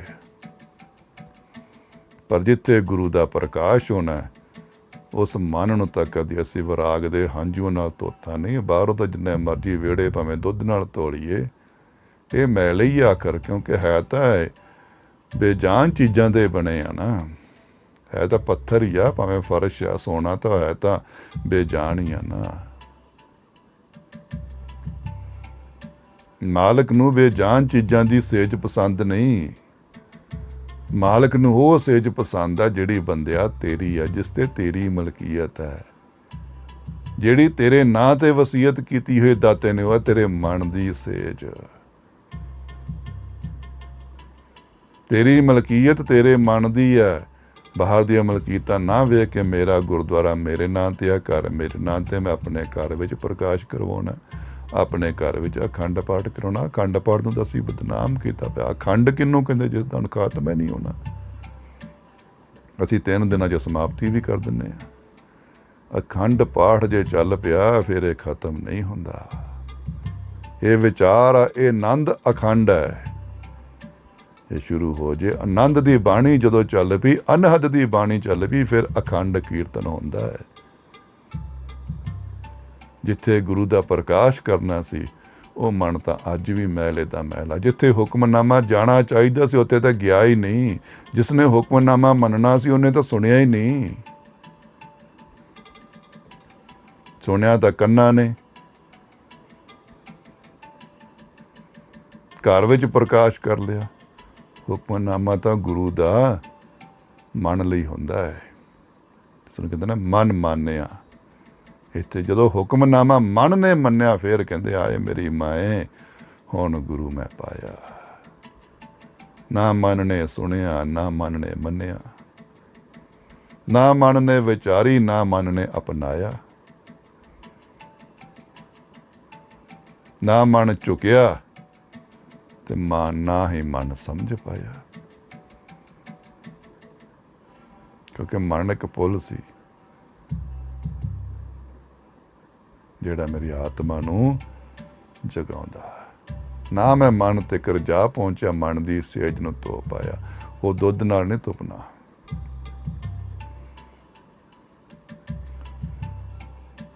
ਗੁਰੂ ਗ੍ਰੰਥ ਸਾਹਿਬ ਭਾਵੇਂ ਛੋਟੇ ਗੁਰਦੁਆਰੇ 'ਚ ਪਿਆ, ਭਾਵੇਂ ਘਰ ਦੇ ਕਮਰੇ 'ਚ ਪਿਆ, ਭਾਵੇਂ ਉੱਤੇ ਰੁਮਾਲਾ ਸਾਹਿਬ ਦੀ ਥਾਂ ਦੇ ਸਸਤੀ ਚਾਦਰ ਪਈ ਹੋਈ ਹੈ, ਗੁਰੂ ਨਾਰਾਜ਼ ਨਹੀਂ। ਗੁਰੂ ਨਾਰਾਜ਼ ਕਦੋਂ ਹੈ? ਮੂਰਖਾ, ਮੇਰੀ ਸੇਜ ਤਾਂ ਤੇਰਾ ਮਨ ਹੈ। ਤੇਰਾ ਗੁਰੂ ਗੁਰਬਾਣੀ ਹੈ। ਗੁਰੰਤ ਨੂੰ ਨਾ ਪੂਜੀ ਜਾ, ਗੁਰਬਾਣੀ ਨੂੰ ਮੰਨ। ਗ੍ਰੰਥ ਅੱਗੇ ਸਿਰ ਨਾ ਝੁਕਾਈ ਜਾ, ਗੁਰਬਾਣੀ ਅੱਗੇ ਝੁਕ। ਤੇ ਗੁਰਬਾਣੀ ਅੱਗੇ ਝੁਕਣ ਦੇ ਲਈ ਮਨ ਨੂੰ ਗੁਰਬਾਣੀ ਸ਼ਰਵਣ ਕਰਨੀ ਪੈਣੀ ਆ।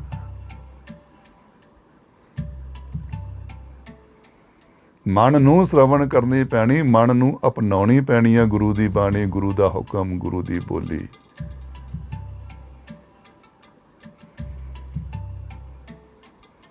ਮਨ ਦੀ ਸੇਜ ਸਵੱਛ ਕਰਨੀ ਪੈਣੀ। ਮਨ ਵਿੱਚ ਪ੍ਰਕਾਸ਼ ਕਰਨਾ ਹੈ ਗੁਰਬਾਣੀ ਦਾ। ਬਾਹਰ ਪ੍ਰਕਾਸ਼ ਕਰਦਾ ਹੀ ਸਵੇਰੇ ਉੱਠਦੇ 2:30 ਵਜੇ, ਲਓ ਜੀ ਪਹਿਲਾ ਹੁਕਮਨਾਮਾ ਆਇਆ। ਹੁਕਮਨਾਮਾ ਅੰਦਰ। ਰਾਤ ਨੂੰ ਅਸੀਂ ਆਪਣੇ ਹੱਥਾਂ ਨਾਲ ਸੁੱਖ ਆਸਣ ਵੀ ਕਰਦੇ ਨੇ, ਲਓ ਜੀ ਹੁਣ ਪ੍ਰਕਾਸ਼ ਕੀਤਾ ਗਿਆ ਗੁਰੂ ਜੀ ਦਾ। ਉਹ ਜਿਹੜਾ ਪ੍ਰਕਾਸ਼ ਅੰਦਰ ਹੋ ਗਿਆ, ਉਸਨੇ ਕਦੀ ਵੀ ਹੁਣ ਮੱਧਮ ਨਹੀਂ ਪੈਣਾ। ਮਨ ਦੀ ਸੇਜ, ਗੁਰਬਾਣੀ ਦਾ ਪ੍ਰਕਾਸ਼, ਮਨ ਦੀ ਸੇਜ। ਕਹਿੰਦੇ ਮਨ ਜਿਨੀ ਵਸਾਇਆ, ਕਹੇ ਨਾਨਕ ਆਨੰਦ ਹੋਆ। ਨਾਨਕ ਮਹਾਰਾਜ ਜੀ, ਗੁਰੂ ਅਮਰਦਾਸ ਮਹਾਰਾਜ ਜੀ ਕਹਿੰਦੇ ਨੇ ਆਨੰਦ ਬਣਿਆ ਹੁਣ। ਸਤਿਗੁਰੂ ਮੈਂ ਪਾਇਆ। ਭਾਈ ਸਤਿਗੁਰ ਦੀ ਅਵਸਥਾ ਹੀ ਆਨੰਦ ਵਾਲੀ ਆ। ਜਦੋਂ ਗੁਰੂ ਵਾਲੇ ਹੋ ਜਾਈਏ ਨਾ, ਤੇ ਆਨੰਦ ਬਣ ਜਾਂਦਾ ਅੰਦਰ। ਫਿਰ ਸੁੱਖ ਕੀ, ਫਿਰ ਦੁੱਖ ਕੀ, ਫਿਰ ਤਾਂ ਭਾਣਾ ਆ ਜਾਂਦਾ ਹੈ, ਫਿਰ ਸਹਿਜ ਆ ਜਾਂਦਾ ਹੈ, ਫਿਰ ਸਬਰ ਆ ਜਾਂਦਾ ਹੈ, ਸੰਤੋਖ ਆ ਜਾਂਦਾ, ਫਿਰ ਅੰਮ੍ਰਿਤ ਚੋਂਦਾ ਹੈ ਅੰਦਰੋਂ। ਦੋ ਘੁਟਾਣੇ ਦਰਿਆ ਧਾਰਾ ਵਰਦੀ ਹੈ, ਫਿਰ ਸਾਰੇ ਹੀ ਅੰਮ੍ਰਿਤ ਮਿਲ ਜਾਂਦੇ ਨੇ, ਸਾਰੇ ਦੇ ਸਾਰੇ ਹੀ। ਇੱਕ ਅੱਧਾ ਨਹੀਂ, ਸਾਰੇ ਅੰਮ੍ਰਿਤ ਮਿਲ ਜਾਂਦੇ ਨੇ। ਸਤਿਗੁਰੂ ਮੈਂ ਪਾਇਆ। ਜਿੱਥੇ ਸਤਿਗੁਰੂ ਮਿਲ ਗਿਆ, ਹੁਣ ਕਾਹਦਾ ਜਨਮ ਰਹਿ ਗਿਆ, ਹੁਣ ਕਾਹਦਾ ਮਰਨ ਰਹਿ ਗਿਆ, ਹੁਣ ਕਾਹਦੀ ਇੱਛਾ ਰਹਿ ਗਈ। ਹੁਣ ਤਾਂ ਮੁਕਤੀ ਦੀ ਕੋਈ ਨਾ ਮੁਕਤੀ ਦੀ ਨਾ ਪ੍ਰਾਪਤ। ਇਹ ਤਾਂ ਖਤਮ ਹੋ ਗਿਆ ਸਭ ਕੁਛ, ਕਿਉਂਕਿ ਇਹ ਤਾਂ ਮਨ ਤੱਕ ਹੈ। ਹੁਣ ਤਾਂ ਮੈਂ ਮੱਤ ਦਾ ਪਾਂਧੀ ਬਣ ਗਿਆ, ਹੁਣ ਤਾਂ ਮੈਂ ਅਹਿਸਾਸ ਦਾ ਪਾਂਧੀ ਬਣ ਗਿਆ। ਹੁਣ ਮੈਂ ਨਾਹਦ ਦਾ ਨਹੀਂ, ਅਨਹਦ ਦਾ ਪਾਂਧੀ ਬਣ ਗਿਆ ਹਾਂ। ਇੱਥੇ ਕਹਿੰਦੇ ਸਤਿਗੁਰ ਦੀ ਅਵਸਥਾ ਜਾਗਰੂ ਕੋਈ ਮਾਰੇ। ਕਹਿੰਦੇ ਨੇ ਇਹ ਮਨ ਮੇਰਿਆ, ਤੂੰ ਸਦਾ ਰਹੋ ਹਰ ਨਾਲੇ। ਹੁਣ ਤੇਰੇ ਵਿੱਚ ਤੂੰ ਵਸਾਇਆ ਹੈ ਮਨਾ। ਮੂਰਖਾ, ਹੁਣ ਮੂਰਖ ਨਾ ਕਰੀ।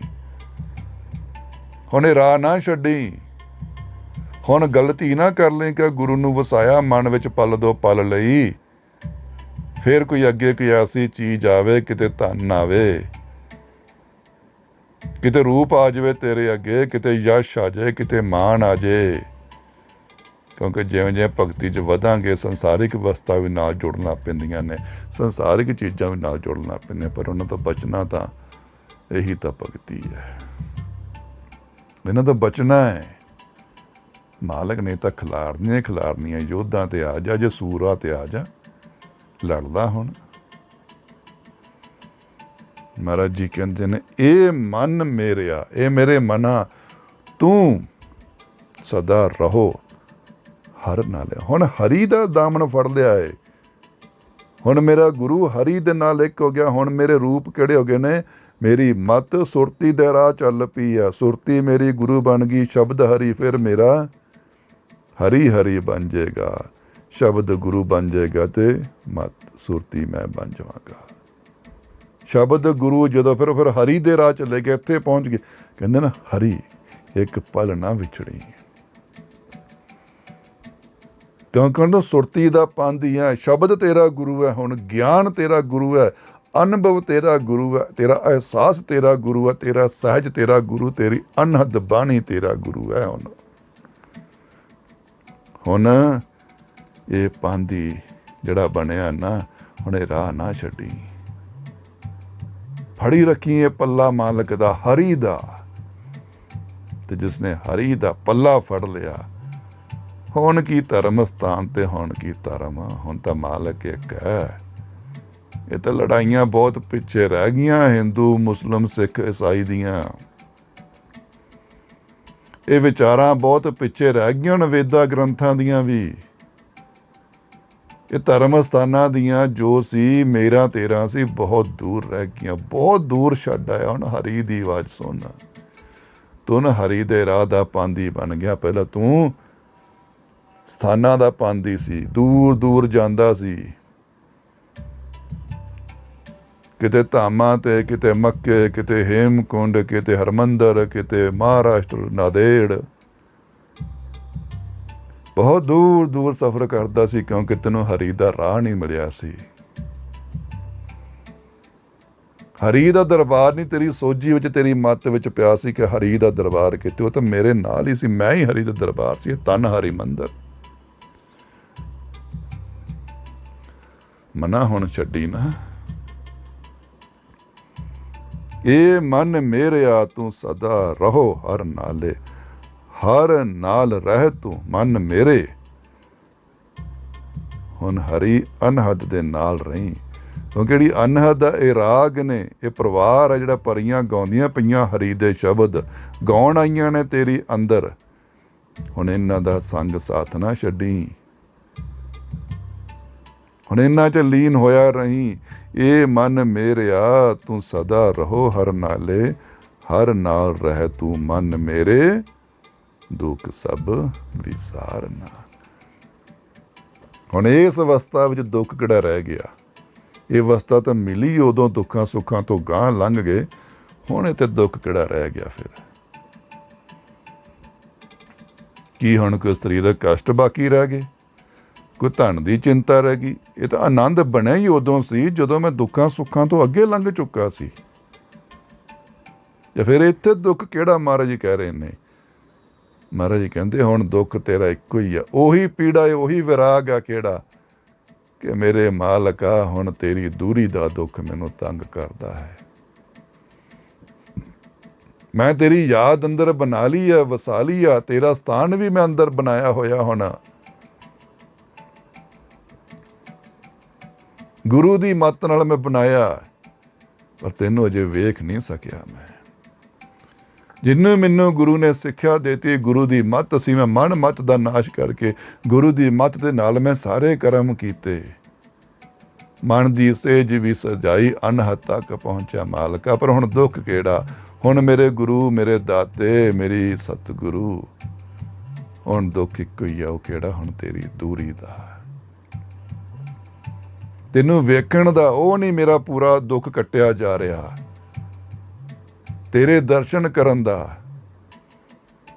ਹੁਣ ਇਹੀ ਫਰਿਆਦ ਕਰਦਾ ਕਿ ਮਾਲਕਾ ਦੁੱਖ ਸਭ ਵਿਸਾਰਨਾ, ਮੇਰੇ ਇਹ ਦੁੱਖ ਨਾਸ਼ ਕਰ ਦੇ।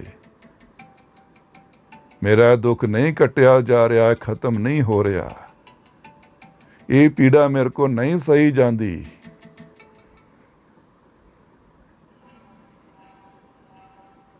ਮਾਲਕਾ ਹੁਣ ਬਖਸ਼ਿਸ਼ ਕਰ, ਸਤਿਗੁਰਾ ਮਿਹਰ ਕਰ, ਮੇਰਾ ਇਹ ਦੁੱਖ ਜਿਹੜਾ ਤੇਰੀ ਦੂਰੀ ਦਾ ਏ, ਇਹ ਖਤਮ ਹੋ ਜਾਵੇ, ਇਹ ਕੱਟਿਆ ਜਾਵੇ।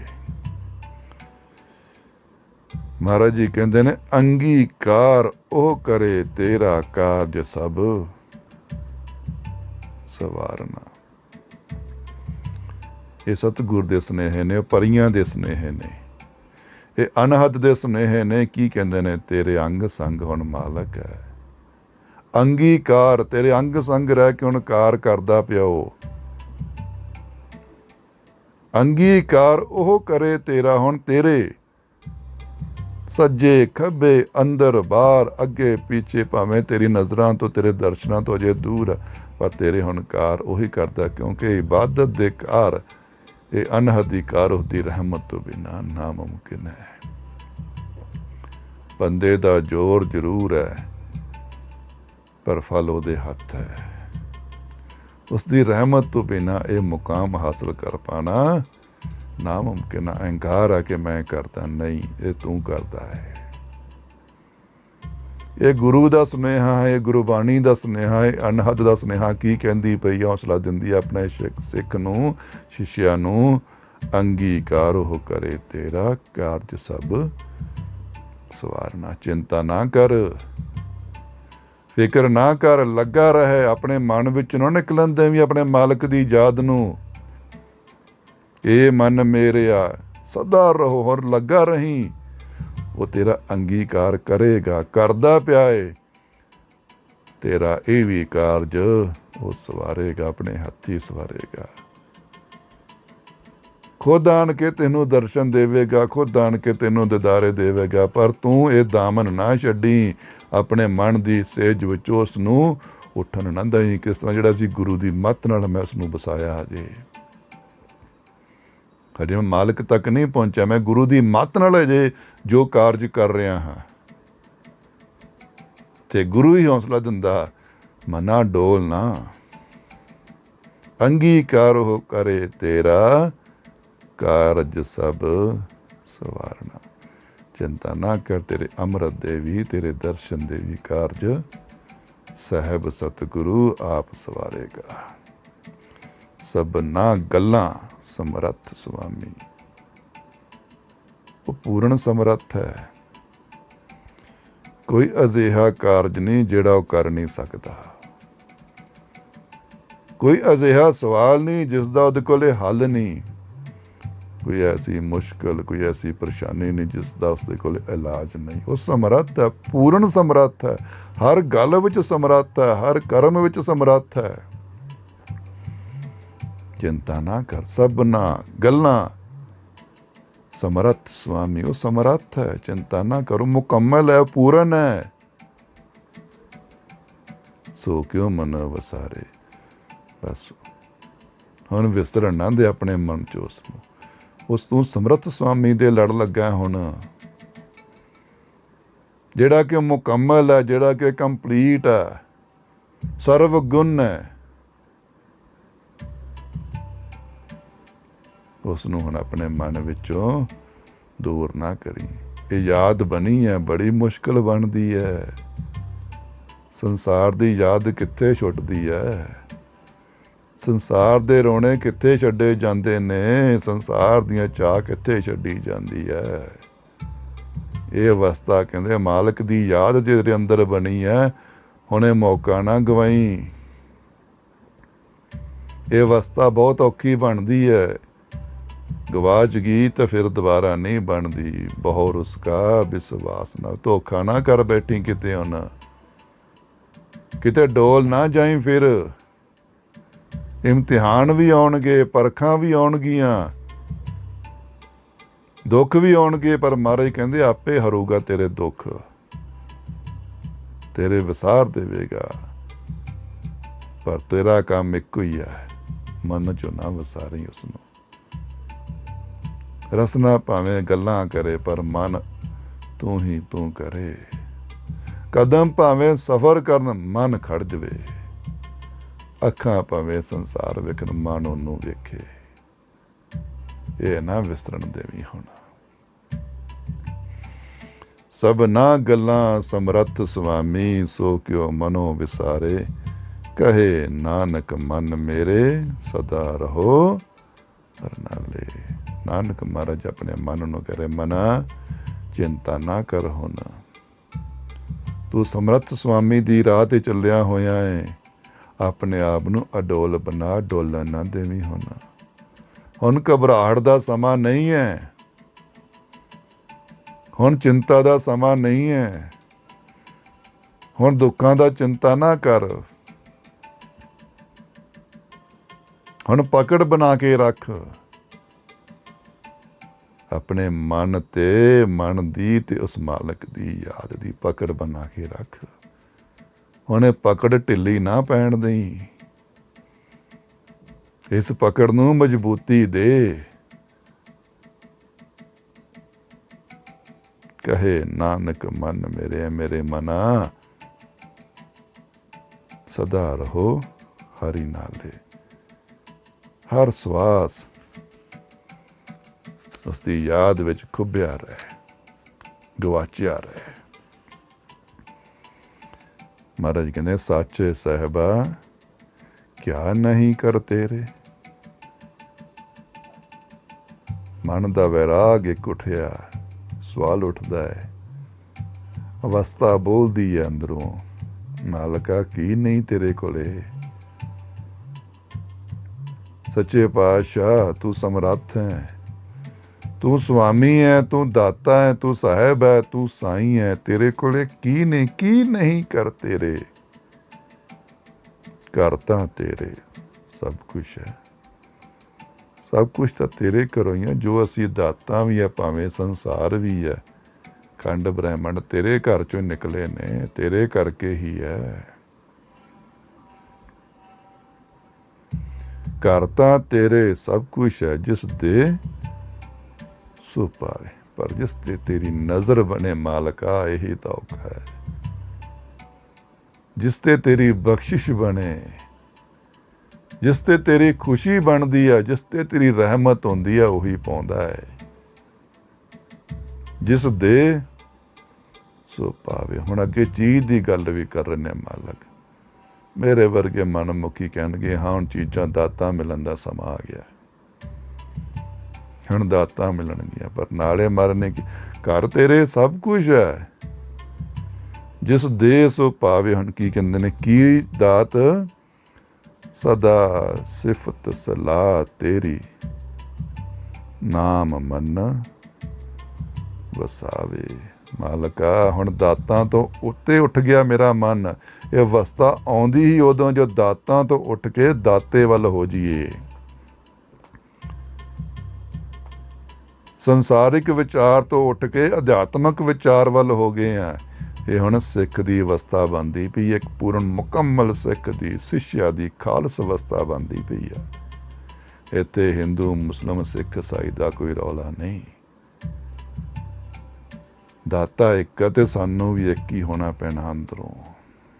दाते दो होण ते असी दो हो जाइए, दाते चार होण ते असी भी चार हो जाइए। मालक एक मालक ही कह सब कुछ तेरे करे दातिया, पर की सदा सिफत सलाह तेरी, तेरी सिफत तेरी सलाह। हुण मैं संसार की सलाह नहीं लैनी, मैं अपनी सलाह भी नहीं लैनी। हुण मेरिया सलाहां ने तो मैनू भटकाया राह तो, मेरे मशवरे ने तो मैनू दूर करी रखिया तेरे तो। संसारी मशवरे ने तो तेनों मैनू दूर कर रखिया मालका तेरे तो। क्योंकि इस विच एक याद गल आ रही, साडी बुद्धि नूं इस तरह प्रचारकां ने, भाई साहिबां ने, साधु संतां ने, पंडितां मौलवियां ने जिंदरा ला दिता है कि असीं अपनी हुण सोच नूं कदी इस्तेमाल ही नहीं कर पाउंदे। डरदे आ।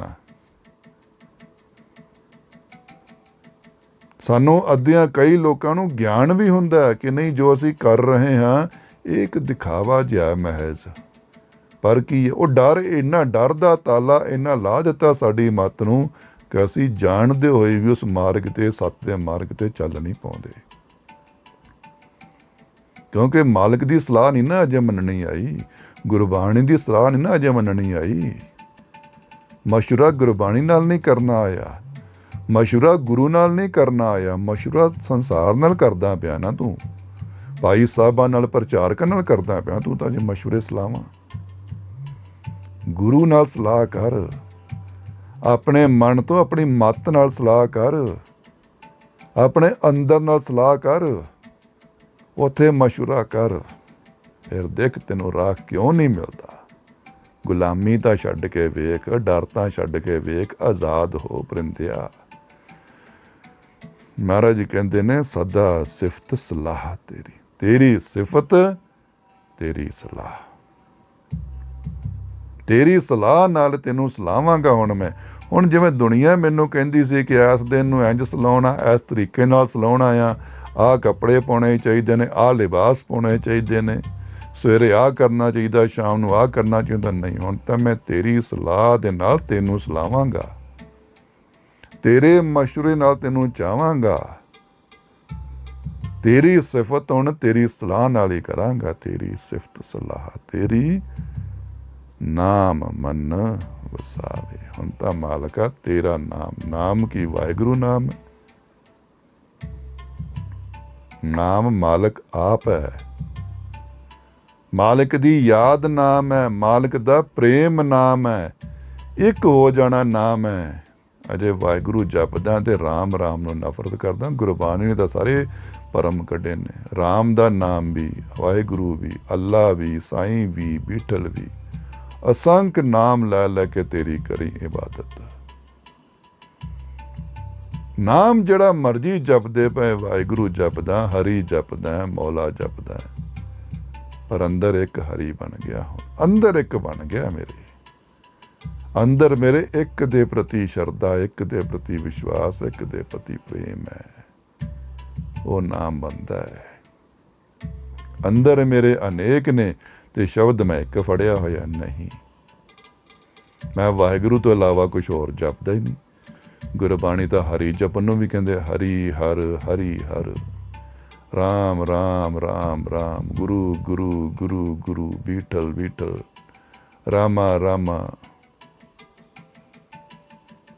ਧੰਨ ਹੈ ਧੰਨ ਹੈ, ਨਿਰੰਕਾਰ ਨਿਰੰਕਾਰ, ਅਨੇਕ ਨਾਵਾਂ ਨਾਲ। ਨਾਮ ਅਨੇਕ ਨੇ ਕਿਉਂਕਿ ਪ੍ਰੇਮ ਦੇ ਨਾਮਾਂ ਦਾ ਕੋਈ ਸੀਮਾ ਹੀ ਨਹੀਂ, ਪਰ ਅੰਦਰ ਇੱਕ ਹੋ ਗਿਆ ਹੈ। ਸਾਨੂੰ ਸਿਖਾਇਆ ਕੀ ਜਾਂਦਾ, ਨਾਮ ਇੱਕ ਫੜੋ, ਅੰਦਰ ਭਾਵੇਂ ਅਨੇਕ ਰਹਿਣ, ਕਿਵੇਂ ਪ੍ਰਾਪਤੀ ਹੋਵੇਗੀ।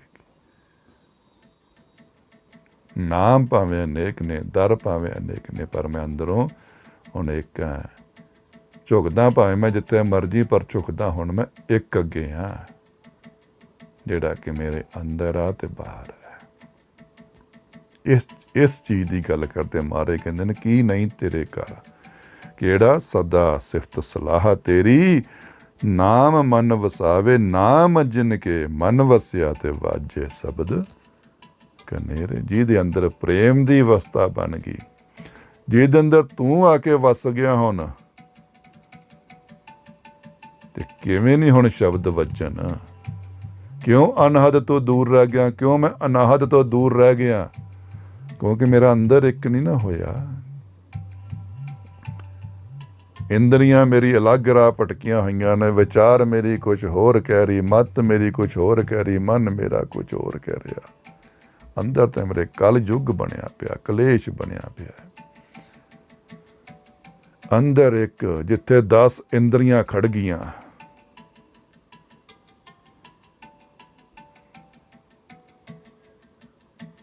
ਜਿੱਥੇ ਇੱਕ ਹੋ ਗਈਆਂ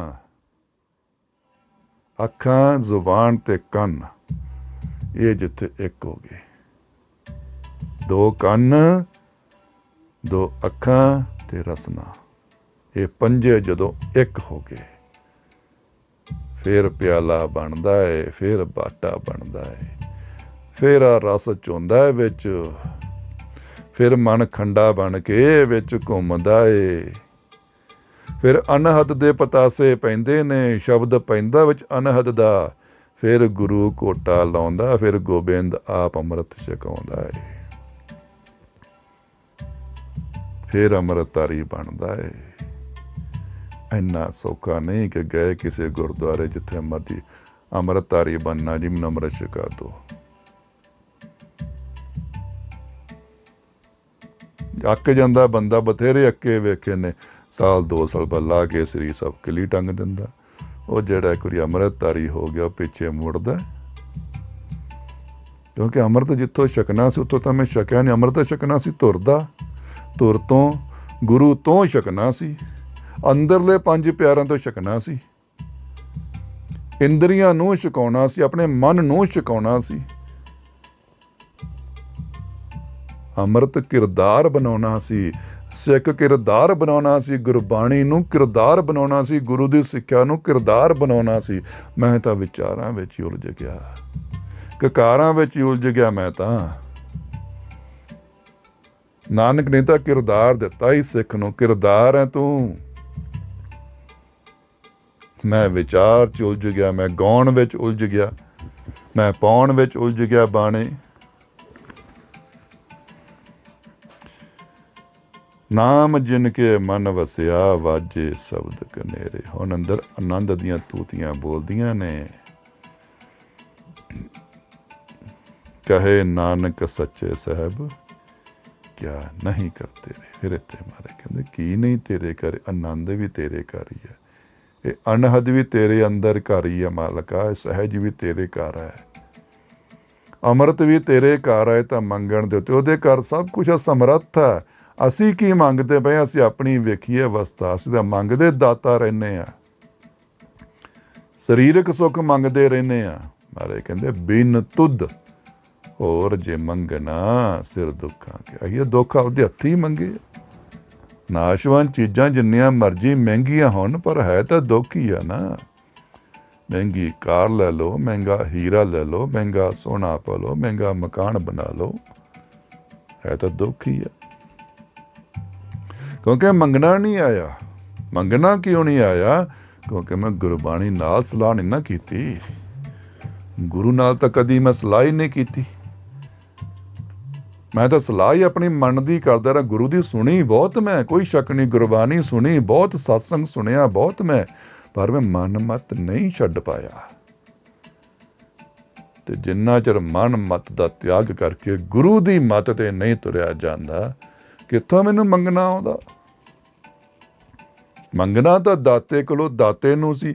ਇਹ ਸਹਿਜ ਮੰਗਣਾ ਸੀ, ਅੰਮ੍ਰਿਤ ਮੰਗਣਾ ਸੀ, ਆਨੰਦ ਮੰਗਣਾ ਸੀ, ਧੁਰ ਦਾ ਰਾਹ ਮੰਗਣਾ ਸੀ, ਧੁਰ ਦਾ ਦੀਦਾਰ ਮੰਗਣਾ ਸੀ, ਆਪਣੇ ਆਪ ਨੂੰ ਮੰਗਣਾ ਸੀ ਮਾਲਕ ਕੋਲੋਂ। ਮਾਲਕਾ ਮੈਨੂੰ ਮੇਰੇ ਨਾਲ ਮਿਲਾ। ਮੈਂ ਤਾਂ ਆਪਣੇ ਆਪ ਨੂੰ ਗਵਾਉਣ ਦੀਆਂ ਸਗੋਂ ਚੀਜ਼ਾਂ ਮੰਗਦਾ ਰਿਹਾ, ਜਿਹੜੀਆਂ ਛੱਡ ਜਾਣੀਆਂ ਸੀ। ਜੋ ਛੱਡਣਾ ਸੋ ਅਸਥਿਰ ਕਰ ਮਾਨੇ, ਜੋ ਹੋਵਤ ਸੋ ਦੂਰ। ਜਿਹੜਾ ਛੱਡ ਜਾਣਾ ਸੀ ਉਹਨੂੰ ਅਪਣਾਉਂਦਾ ਰਿਹਾ, ਜਿਹੜਾ ਕਹਿੰਦਾ ਕੋਲੇ ਸਾਨੂੰ ਦੂਰ ਮੰਨਦਾ ਰਿਹਾ। ਤੂੰ ਮੂਰਖ। ਕਹਿੰਦੇ ਕੀ ਨਹੀਂ ਕਰਦੇ ਰੇ, ਸਾਚਾ ਨਾਮ ਮੇਰਾ ਆਧਾਰ। ਹੁਣ ਮਾਲਕਾ ਸੱਚ ਮੇਰਾ ਆਧਾਰ ਹੈ। ਇਹ ਅਵਸਥਾ ਸੱਚ ਦੀ ਬਹੁਤ ਔਖੀ ਹੈ। ਜਦੋਂ ਸੱਚ ਅੰਦਰ ਆਉਂਦਾ, ਪਰਿਵਾਰ ਵੀ ਅੱਗੇ ਖੜੂਗਾ, ਸੰਸਾਰ ਵੀ ਅੱਗੇ ਖੜੂਗਾ, ਸਮਾਜ ਵੀ ਅੱਗੇ ਖੜੂਗਾ। ਇਹੋ ਜਿਹੇ ਮਹਾਰਾਜ ਪਰਖਾਂ ਦੀ ਘੜੀ ਲਿਆ ਦੇਣਗੇ, ਆਰਿਆਂ ਤੇ ਚੜ੍ਹਨਾ ਪੈਂਦਾ ਹੈ, ਵੀ ਨਹੀਂ ਚੜ੍ਹਿਓ। ਹੁਣ ਸੱਚ ਦਾ ਦਾਮਨ ਫੜਿਆ। ਹੁਣ ਜੇ ਗੁਰੂ ਪਿੱਛੇ ਤੁਰ ਪਿਆ ਨਾ, ਹੁਣ ਨਾ ਪਰਵਾਹ ਕਰੀ, ਆਰਾ ਆ ਕੇ ਦੇਗਾ ਫਾਂਸੀ ਦਾ ਫੰਦਾ। ਹੁਣ ਤਾਂ ਗੁਰੂ ਦੇ ਕਦਮ ਚੱਲਣਗੇ। ਹੁਣ ਤਾਂ ਪ੍ਰੀਤ ਚੱਲੂਗੀ, ਹੁਣ ਤਾਂ ਸਹਿਜ ਚੱਲੂਗਾ।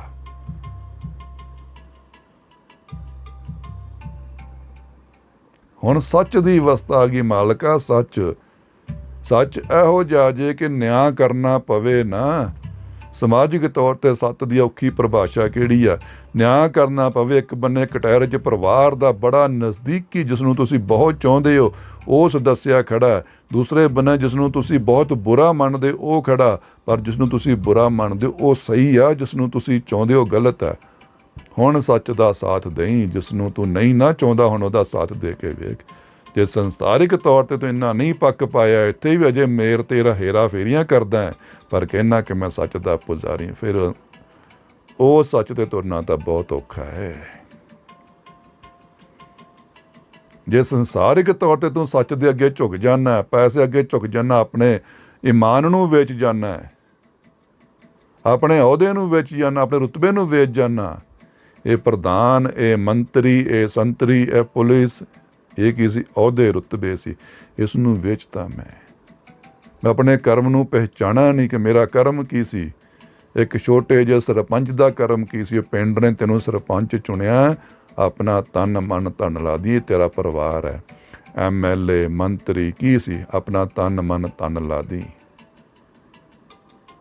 ਕਿਉਂਕਿ ਮੈਂ ਸੱਚ ਨੂੰ ਨਹੀਂ ਸੱਚ ਫੜਿਆ ਹੁੰਦਾ ਤੇ ਕਿਵੇਂ ਨਹੀਂ ਸੱਚ ਦਾ ਰਾਹ ਲੱਭਦਾ। ਮੈਂ ਤਾਂ ਫੜਿਆ ਝੂਠ ਦਾ ਰਾਹ। ਮੈਂ ਤਾਂ ਕਿਸੇ ਦੇ ਹੱਕ ਮਾਰਨ ਲੱਗਾ ਕਿ ਸੈਕਿੰਡ ਨਹੀਂ ਲਾਇਆ। ਇੱਥੇ ਤਾਂ ਹੱਕ ਵਾਰਨਾ ਪੈਂਦਾ ਹੈ, ਆਪਣਾ ਹੱਕ ਵੀ ਵਾਰਨਾ ਪੈਣਾ ਹੈ, ਆਪਣਾ ਬਣਦਾ ਵੀ ਦੇਣਾ ਪੈਂਦਾ ਹੈ, ਆਪਣਾ ਆਪ ਵਾਰਨਾ ਪੈਂਦਾ। ਪੁੱਛ ਗੋਬਿੰਦ ਨੂੰ ਕਿਵੇਂ ਵਾਰਿਆ ਹੈ। ਚਾਰ ਮੂਏ ਤਾਂ ਕਿਆ ਹੁਆ, ਜੀਵਤ ਕਈ ਜਦੋਂ ਪਰਿਵਾਰ ਹੀ ਨਿਰਾਕਾਰ ਦੇ ਨਾਲ ਜੁੜ ਗਿਆ, ਫਿਰ 4 ਮਰ ਗਏ ਤੇ ਕੀ ਉਹ ਕਹਿੰਦੇ ਬਥੇਰੇ ਜਿਉਂਦੇ ਨੇ, ਕਿਉਂਕਿ ਪਰਿਵਾਰ ਹੀ ਇੱਕ ਸੀ। ਕਿਹੜਾ ਮੈਂ ਤਾਂ ਨਿਰਾਕਾਰ ਦੇ ਪਰਿਵਾਰ ਦਾ ਹਿੱਸਾ। ਜੇ ਉਹ ਪਰਿਵਾਰ ਮਾਂ ਦੇ ਪੇਟ 'ਚ ਜਣਾਂ ਨੂੰ ਮੰਨਦੇ ਤੇ ਕਹਿੰਦੇ ਨਹੀਂ 4 ਮਰ ਗਏ ਨੇ ਮੇਰੇ। ਅਵਸਥਾ ਪਹਿਚਾਣੀਏ ਗੋਬਿੰਦ ਦੀ। ਉਹਨਾਂ ਨੇ ਜੇ ਲੜਾਈਆਂ ਲੜੀਆਂ ਨੇ, ਸੱਚ ਖਾਤਰ ਲੜੀਆਂ ਨੇ। ਨਾਨਕ ਨੇ ਸੱਚ ਦਾ ਪ੍ਰਚਾਰ ਕੀਤਾ ਹੈ ਤੇ ਅਸੀਂ ਗੁਰਬਾਣੀ ਦੇ ਪੱਲੇ ਲੱਗ ਕੇ, ਗੁਰਬਾਣੀ ਨੂੰ ਗੁਰੂ ਬਣਾ ਕੇ, ਨਾਨਕ ਨੂੰ ਆਪਣਾ ਆਗੂ ਮੰਨਦੇ ਹੋਏ, ਗੋਬਿੰਦ ਨੂੰ ਆਪਣਾ ਆਗੂ ਮੰਨਦੇ ਹੋਏ ਝੂਠ ਦਾ, ਕਮਾਈ ਦਾ ਦਾਮਨ ਨਹੀਂ ਛੱਡ ਸਕੇ। ਅਸੀਂ ਤਾਂ ਗੁਰਬਾਣੀ ਨੂੰ ਵੀ ਕਮਾਈ ਬਣਾ ਲਿਆ, ਗੁਰੂ ਨੂੰ ਵੀ ਕਮਾਈ ਬਣਾ ਲਿਆ। ਇਹਦੇ ਵਿੱਚੋਂ ਸ਼ਬਦ ਪੜ੍ਹ ਪੜ੍ਹ ਕੇ, ਕੀਰਤਨ ਕਰਕੇ ਕਮਾਉਣ ਲੱਗ ਗਏ। ਕੀ ਦਿੱਤਾ ਗੁਰੂ ਨੂੰ? ਗੁਰੂ ਦੇ ਸਿਰ ਤੋਂ ਕਮਾਇਆ, ਗੁਰੂ ਦੇ ਸਿਰ ਤੋਂ ਖਾਧਾ। ਆਪਣਾ ਕੀ ਦਿੱਤਾ? ਤੇ ਆਪਣਾ ਆਪ ਵਾਰ। ਇੰਨਾ ਜੇ ਤੂੰ ਪ੍ਰੇਮੀ ਆ ਗੁਰੂ ਦਾ, ਆਪਣਾ ਆਪ ਵਾਰ। ਅਸੀਂ ਤਾਂ ਗੁਰੂ ਨੂੰ ਵਪਾਰ ਕਰ ਲਿਆ। ਗੁਰੂ ਨੂੰ ਵਿਚਾਰ ਕਰਨਾ ਸੀ ਤੇ ਗੁਰੂ ਨੂੰ ਕਿਰਦਾਰ ਕਰਨਾ ਸੀ। ਅਸੀਂ ਤਾਂ ਵਪਾਰ ਕਰ ਲਿਆ ਗੁਰੂ ਨੂੰ। ਸੱਚਾ ਨਾਮ ਮੇਰਾ ਆਧਾਰੋ। ਸੱਚ ਦੀ ਅਵਸਥਾ ਬਹੁਤ ਔਖੀ ਹੈ ਤੇ ਜਿੰਨਾ ਚਿਰ ਆਤਮਾ ਦਾ ਆਧਾਰ ਸੱਚ ਨਹੀਂ ਬਣਿਆ, ਕਹਿੰਦੇ ਸੱਚ ਉਹਦੇ ਅੰਦਰ ਉੱਗਣਾ ਹੀ ਨਹੀਂ। ਕਿਉਂਕਿ ਬੀਜ ਜੇ ਹੋਏ ਇਹ ਵ੍ਰਿਕਸ਼। ਜੇ ਆਧਾਰ ਹੀ ਝੂਠ ਕੀਤਾ, ਨੀਅਤ ਹੀ ਝੂਠੀ ਆ, ਅੰਦਰ ਕਿਰਦਾਰ ਹੀ ਝੂਠਾ, ਅੰਦਰ ਵਿਚਾਰ ਹੀ ਝੂਠੀ, ਜ਼ਬਾਨ ਜਿੰਨੀ ਮਰਜ਼ੀ ਸੱਚੀ ਆ। ਜਦੋਂ ਆਧਾਰ ਹੀ ਝੂਠ ਆ ਮੇਰੇ ਅੰਦਰ ਤੇ ਝੂਠ ਹੀ ਪੈਦਾ ਹੋਣਾ। ਈਸ਼ਵਰ ਤਾਂ ਝੂਠ ਨਹੀਂ ਨਾ, ਗੁਰੂ ਦਾ ਝੂਠ ਨਹੀਂ। ਗੁਰੂ ਔਰ ਈਸ਼ਵਰ ਤਾਂ ਸੱਚ। ਆਧਾਰ ਸੱਚ ਕਰਨਾ ਪਊਗਾ ਸਾਨੂੰ। ਉਹ ਸੱਚ ਕਿਹਨੂੰ ਦਿਖਦਾ ਹੈ? ਅੰਦਰ ਦਾ ਕੀਤਾ ਹੋਇਆ, ਅਪਣਾਇਆ ਹੋਇਆ ਸੱਚ ਉਸੇ ਨੂੰ ਦਿਖਦਾ ਜਿਸਨੇ ਅਪਣਾਇਆ ਹੈ। ਤੁਹਾਡਾ ਅੰਦਰ ਦੂਸਰਾ ਕੌਣ ਪੜੇਗਾ? ਅੰਦਰ ਵਿਚਾਰ ਮਾਰੀਏ ਕਿ ਮੇਰਾ ਆਧਾਰ ਸੱਚ ਹੈ, ਮੇਰੀ ਵਿਚਾਰ ਸੱਚ ਹੈ, ਮੇਰਾ ਕਿਰਦਾਰ ਕੀ ਸੱਚ ਹੈ। ਜਦੋਂ ਮੇਰਾ ਆਧਾਰ ਸੱਚ ਹੋਵੇਗਾ ਤੇ ਮੇਰੀ ਵਿਚਾਰ ਕਿਵੇਂ ਝੂਠੀ ਹੋਵੇਗੀ? ਜਦੋਂ ਮੇਰਾ ਵਿਚਾਰ ਸੱਚ ਹੋਵੇਗਾ ਤੇ ਮੇਰੀ ਕਿਰਦਾਰ ਕਿਵੇਂ ਝੂਠੀ ਹੋਵੇਗੀ? ਜਦੋਂ ਮੇਰਾ ਕਿਰਦਾਰ ਸੱਚ ਹੋਵੇਗਾ ਤੇ ਮੇਰਾ ਪਰਵਰਦਿਗਾਰ ਕਿਵੇਂ ਝੂਠਾ ਹੋਵੇਗਾ? ਉਹ ਵੀ ਮੈਨੂੰ ਸੱਚ ਦੇ ਰੂਪ 'ਚ ਆ ਕੇ ਦਰਸ਼ਨ ਦੇਵੇਗਾ। ਸਾਚਾ ਨਾਮ ਮੇਰਾ ਆਧਾਰ। ਉਹ ਨਾਮ ਨਹੀਂ, ਸੱਚ ਨੂੰ ਆਧਾਰ ਬਣਾਈਏ। ਸੱਚ ਨਾਮ ਬਣੂਗਾ ਆਪਣੇ ਕਰਮ ਵਿੱਚ, ਵੇਖਣੀ 'ਚ, ਬੋਲਣੀ 'ਚ, ਸੁਣਨੀ 'ਚ। ਸੱਚ ਉਹ ਆਧਾਰ ਬਣ ਗਿਆ ਹੈ। ਸਾਚਾ ਨਾਮ ਆਧਾਰ ਮੇਰਾ। ਮੇਰਾ ਜਿਹੜਾ ਆਧਾਰ ਹੈ ਉਹ ਸੱਚ ਹੈ। ਮੇਰਾ ਕਰਮ ਹੁਣ ਪੂਰਨ ਤੌਰ 'ਤੇ, ਜਿਸ ਵਿੱਚ ਕੋਈ ਕਮੀ ਨਹੀਂ ਆਊਗੀ, ਮਿਲਾਵਟ ਨਹੀਂ ਆਊਗੀ। ਤੇ ਹੁਣ ਅਵਸਥਾ ਬਣ ਗਈ ਕਿਹੜੀ? ਵਾਲੋ ਨਿੱਕੀ ਸੂਲੋਂ ਤਿੱਖੀ। ਵੀ ਹੁਣ ਤਲੀ ਤੇ ਧਰ ਲਾ ਜੌਂ ਤੋਂ ਪ੍ਰੇਮ ਖੇਲਣ। ਹੁਣ ਤਾਂ ਸੱਚ ਦਾ ਤੂੰ ਚੱਲਿਆ, ਹੁਣ ਲੱਗੂ ਪਤਾ ਕਿ ਕਿੰਨਾ ਕੁ ਤੇਰਾ ਮੁਜੱਸਮਾ, ਤੇਰਾ ਜਨੂਨ ਕਿੰਨਾ ਕੁ ਸੱਚਾ ਆ। ਹੁਣ ਲੱਗੂ ਪਤਾ ਸਿੱਖੀ ਕਿੰਨੀ ਤਿੱਖੀ ਆ। ਹੁਣ ਤੁਰ ਗੁਰੂ ਦੇ ਮਗਰ, ਕਹਿੰਦੇ ਹੁੰਦਾ ਪੀੜਿਆ ਜਾਣਾ। ਕਹਿੰਦੇ ਹੁਣ ਕੀ ਆਧਾਰ ਸੱਚ। ਇਹ ਅਮਰਦਾਸ ਮਹਾਰਾਜ ਜੀ ਕਹਿ ਰਹੇ ਨੇ। ਹੁਣ ਦੀ ਅਵਸਥਾ ਤੋਂ ਪਹਿਚਾਣੀ। ਅਸੀਂ ਤਾਂ ਰੋਜ਼ ਹੀ ਆਨੰਦ ਦੇ ਸ਼ਬਦ ਗਾਉਣੇ। ਅਵਸਥਾ ਤੋਂ ਪਹਿਚਾਣੀਏ, ਬਣ ਗਈ, ਆਨੰਦ ਬਣ ਗਿਆ ਸਾਡੇ ਅੰਦਰ। ਸਾਚਾ ਨਾਮ ਮੇਰਾ ਆਧਾਰੋ। ਸੱਚ ਨਾਮ ਆਧਾਰ ਮੇਰਾ। ਜਿਨ ਭੁੱਖਾਂ ਸਭ ਗਵਾਈਆਂ। ਹੁਣ ਇੱਥੇ ਜਿੱਥੇ ਸੱਚ ਵਸ ਗਿਆ ਉੱਥੇ ਭੁੱਖ ਰਹਿ ਗਈ ਕੋਈ?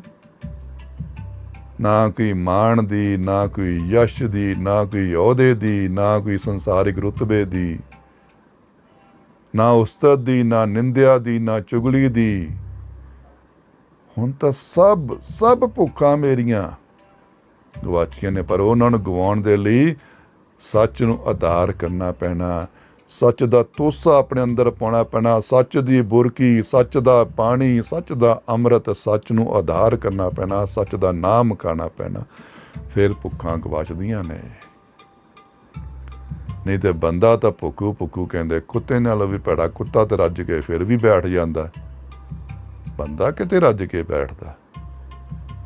ਰਸ ਭੋਗੀ ਜਾਂਦਾ। ਉਮਰਾਂ ਜਵਾਬ ਦੇ ਜਾਣਗੀਆਂ, ਬੁਢਾਪੇ ਹੋ ਜਾਣਗੇ। ਕਾਮ ਦਾ ਰਸ, ਮਾਇਆ ਦਾ ਰਸ ਛੱਡਦਾ ਅੰਦਰੋਂ। ਕਿੱਥੇ ਛੱਡਦਾ? ਤੇ ਕਹਿੰਦੇ ਭੁੱਖ ਕਿੱਥੇ ਤੇਰੀ? ਭੁੱਖਾ ਤਾਂ ਜੇ ਭੁੱਖੂ ਕਰਨ ਡਿਆ ਤੂੰ। ਹਰ ਤ੍ਰਿਸ਼ਨਾ, ਹਰ ਇੱਛਾ, ਹਰ ਚਾਹ, ਹਰ ਸ਼ੌਂਕ, ਕਹਿੰਦੇ ਸਾਰੀਆਂ ਹੀ ਭੁੱਖਾਂ ਕਿੰਨੇ ਗਵਾਈਆਂ? ਸੱਚ ਨੇ, ਸੱਚ ਦੇ ਨਾਮ ਨੇ। ਕਰ ਸ਼ਾਂਤ ਸੁਖ ਮਨ ਆਏ ਵਸਿਆ। ਹੁਣ ਸਹਿਜ ਬਣਿਆ ਸੀ, ਹੁਣ ਸ਼ਾਂਤੀ ਬਣੀ ਮੇਰੇ ਅੰਦਰ। ਸ਼ਾਂਤ। ਜਦੋਂ ਸਾਰੀਆਂ ਭੁੱਖਾਂ ਗਵਾਚ ਗਈਆਂ, ਜਿਸ ਨੂੰ ਕਹਿੰਦੇ ਸੰਸਾਰਿਕ ਤੌਰ 'ਤੇ ਵੇਖੋ, ਜਦੋਂ ਭੁੱਖ ਲੱਗੇ ਢਿੱਡ ਨੂੰ, ਬੜਾ ਬੰਦਾ ਭਾਈ ਰੋਟੀ ਖਾ ਲੈਂਦਾ ਨਾ, ਸ਼ੁਕਰ ਹੁਣ ਨੀਂਦ ਆਊ ਸੁੱਖ ਦੀ। ਭੁੱਖੇ ਨੂੰ ਤਾਂ ਨੀਂਦ ਵੀ ਨਹੀਂ ਆਉਂਦੀ।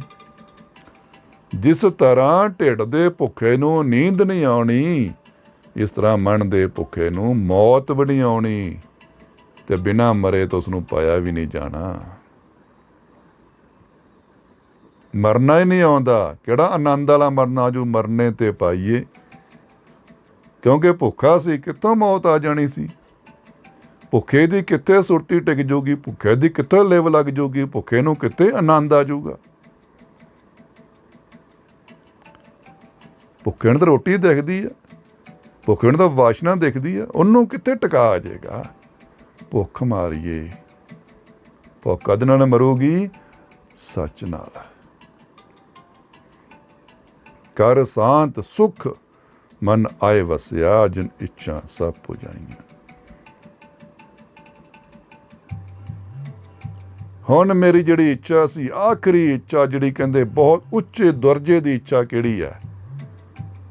ਇੱਛਾ ਦੀ ਕੋਈ ਆਤਮਾ ਦੀ ਮਾਲਕ ਨੂੰ ਲੱਭਣਾ। ਇੱਥੇ ਸਾਰੀਆਂ ਇੱਛਾ ਕਿਹੜੀਆਂ ਪੂਰੀਆਂ? ਸਹਿਜ ਦੀ, ਆਨੰਦ ਦੀ, ਸੱਚ ਦੀ, ਨਿਰਭਉ ਦੀ, ਨਿਰਵੈਰ ਦੀ, ਅਜੇ ਦੀ, ਅਮਰ ਦੀ। ਮੇਰੀਆਂ ਇਹ ਇੱਛਾ ਪੂਰੀਆਂ। ਇੱਛਾਵਾਂ ਪੈਦਾ ਹੀ ਨਹੀਂ ਸਾਡੇ ਅੰਦਰ ਹੁੰਦੀਆਂ। ਸਹਿਜ ਦੀ ਵੇਖੀਏ, ਸਹਿਜ ਦੀ ਇੱਛਾ ਪੂਰੀ ਹੋਈ। ਅਮਰ ਦੀ ਇੱਛਾ ਹੈ ਹੀ ਸਾਡੇ ਅੰਦਰ ਕਿ ਅੰਮ੍ਰਿਤ ਛਕਣਾ, ਮੈਂ ਤਾਂ ਮਾਲਕਾ ਪੀਣਾ ਤੇਰੇ ਕੋਲੋਂ। ਦੀਦਾਰ ਦੀ ਇੱਛਾ, ਚਾਹ ਦੀ ਇੱਛਾ, ਉਹਦੀ ਸੇਵਾ ਦੀ ਇੱਛਾ, ਉਹਦੀ ਲਿਵ ਦੀ ਇੱਛਾ, ਉਹਦੀ ਚਾਹਤ ਦੀ ਇੱਛਾ। ਪੁਗੀਆਂ ਮਾਰੇ ਨੇ ਪੁਗਾਈਆਂ। ਕਰ ਸ਼ਾਂਤ ਸੁਖ ਮਨ ਆਏ ਵਸਿਆ, ਜਿਨ ਇੱਛਾ ਸਭ ਪੁਜਾਈਆਂ।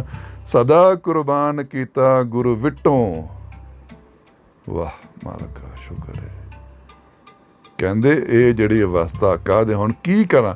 ਕਹਿੰਦਾ ਮੈਂ ਆਪਣੇ ਗੁਰੂ ਦੇ ਕੁਰਬਾਨ ਜਾਨਾ ਮਾਲਕ, ਕਹਿੰਦੇ ਨੇ, ਕਿਉਂਕਿ ਗੁਰੂ ਤੋਂ ਬਿਨਾਂ ਇਹ ਕੰਮ ਹੋਣੇ ਨਾਮੁਮਕਿਨ ਹਨ। ਅਸੀਂ ਤਾਂ ਗੁਰੂ ਨੂੰ ਇਸ ਤੇ ਅਮਲ ਕੀਤਾ। ਗੁਰੂ ਦਾ ਅਹੁਦਾ ਤਾਂ ਪਹਿਚਾਣੀਏ।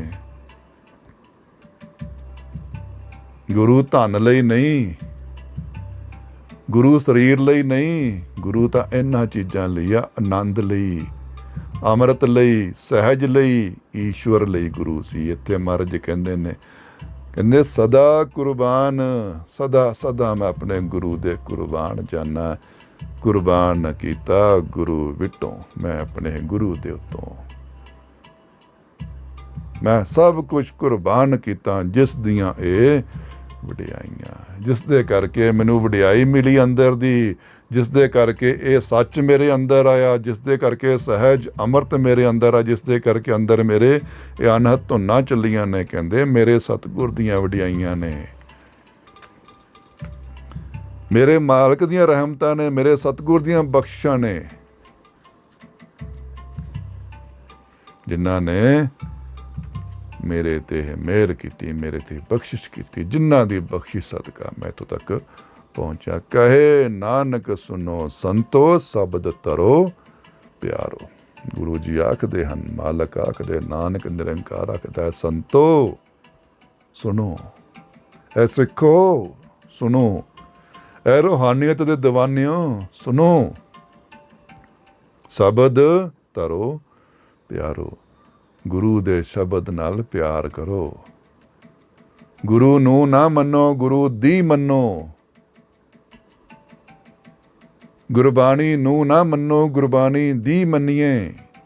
ਕਹਿੰਦੇ ਗੁਰੂ ਦੀ ਮੰਨੋ, ਗੁਰੂ ਦੇ ਸ਼ਬਦ ਨਾਲ ਪਿਆਰ ਕਰੋ, ਸ਼ੰਕਾ ਨਾ ਕਰੋ, ਸ਼ਿਕਾਇਤ ਨਾ ਕਰੋ, ਉਸ ਨੂੰ ਅਮਲ ਬਣਾਓ, ਉਸ ਨੂੰ ਕਿਰਦਾਰ ਬਣਾਓ,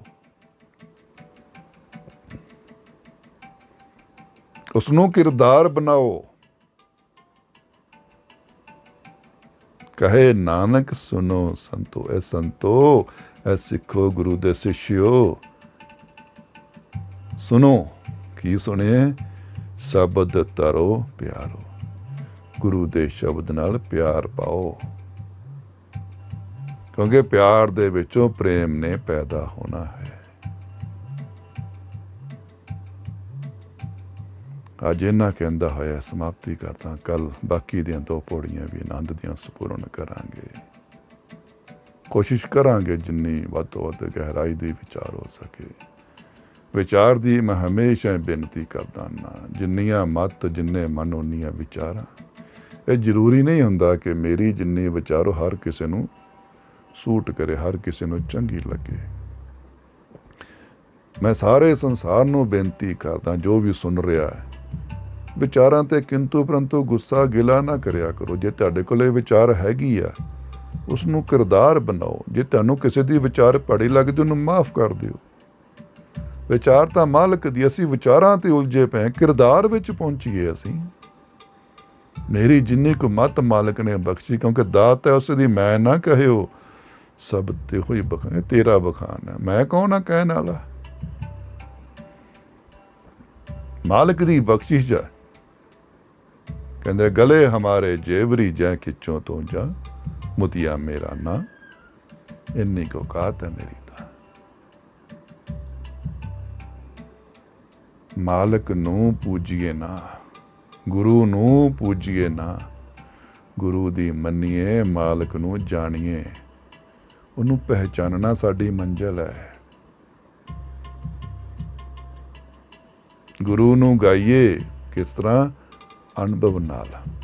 गुरु नूं गाउण दी सब तो अवस्था सुखे, गुरु जो सानूं दस उसनूं मनना, उसनूं अमल करना। किरदार दे जरिए गुरु नूं गाया जांदा। ये नहीं कि हारमोनीयम रख लिया, गला सुर कर लिया, लो जी मैं गुरु दी उस्तति करदा। किरदार कर्म दे जरिए गाया जाना है। कर्म विचों राग पैदा होना, कर्म विचों परियां होनियां, कर्म विचों शब्द होना है, कर्म विचों विचार आनी है। इस करके भाई जो भी श्रवण कर रहा है, जो कोई विचार कोई शब्द इधर उधर गलत लग रहा है, तो मालक को वाहिगुरु सतगुरु गुरु बख्शनहार है। तह दिलों उस मालक तो माफ़ी मंगते हैं। इस दा अगलियां 2 पौड़ियां फिर लैके हाजिर होवांगा। सत श्री अकाल।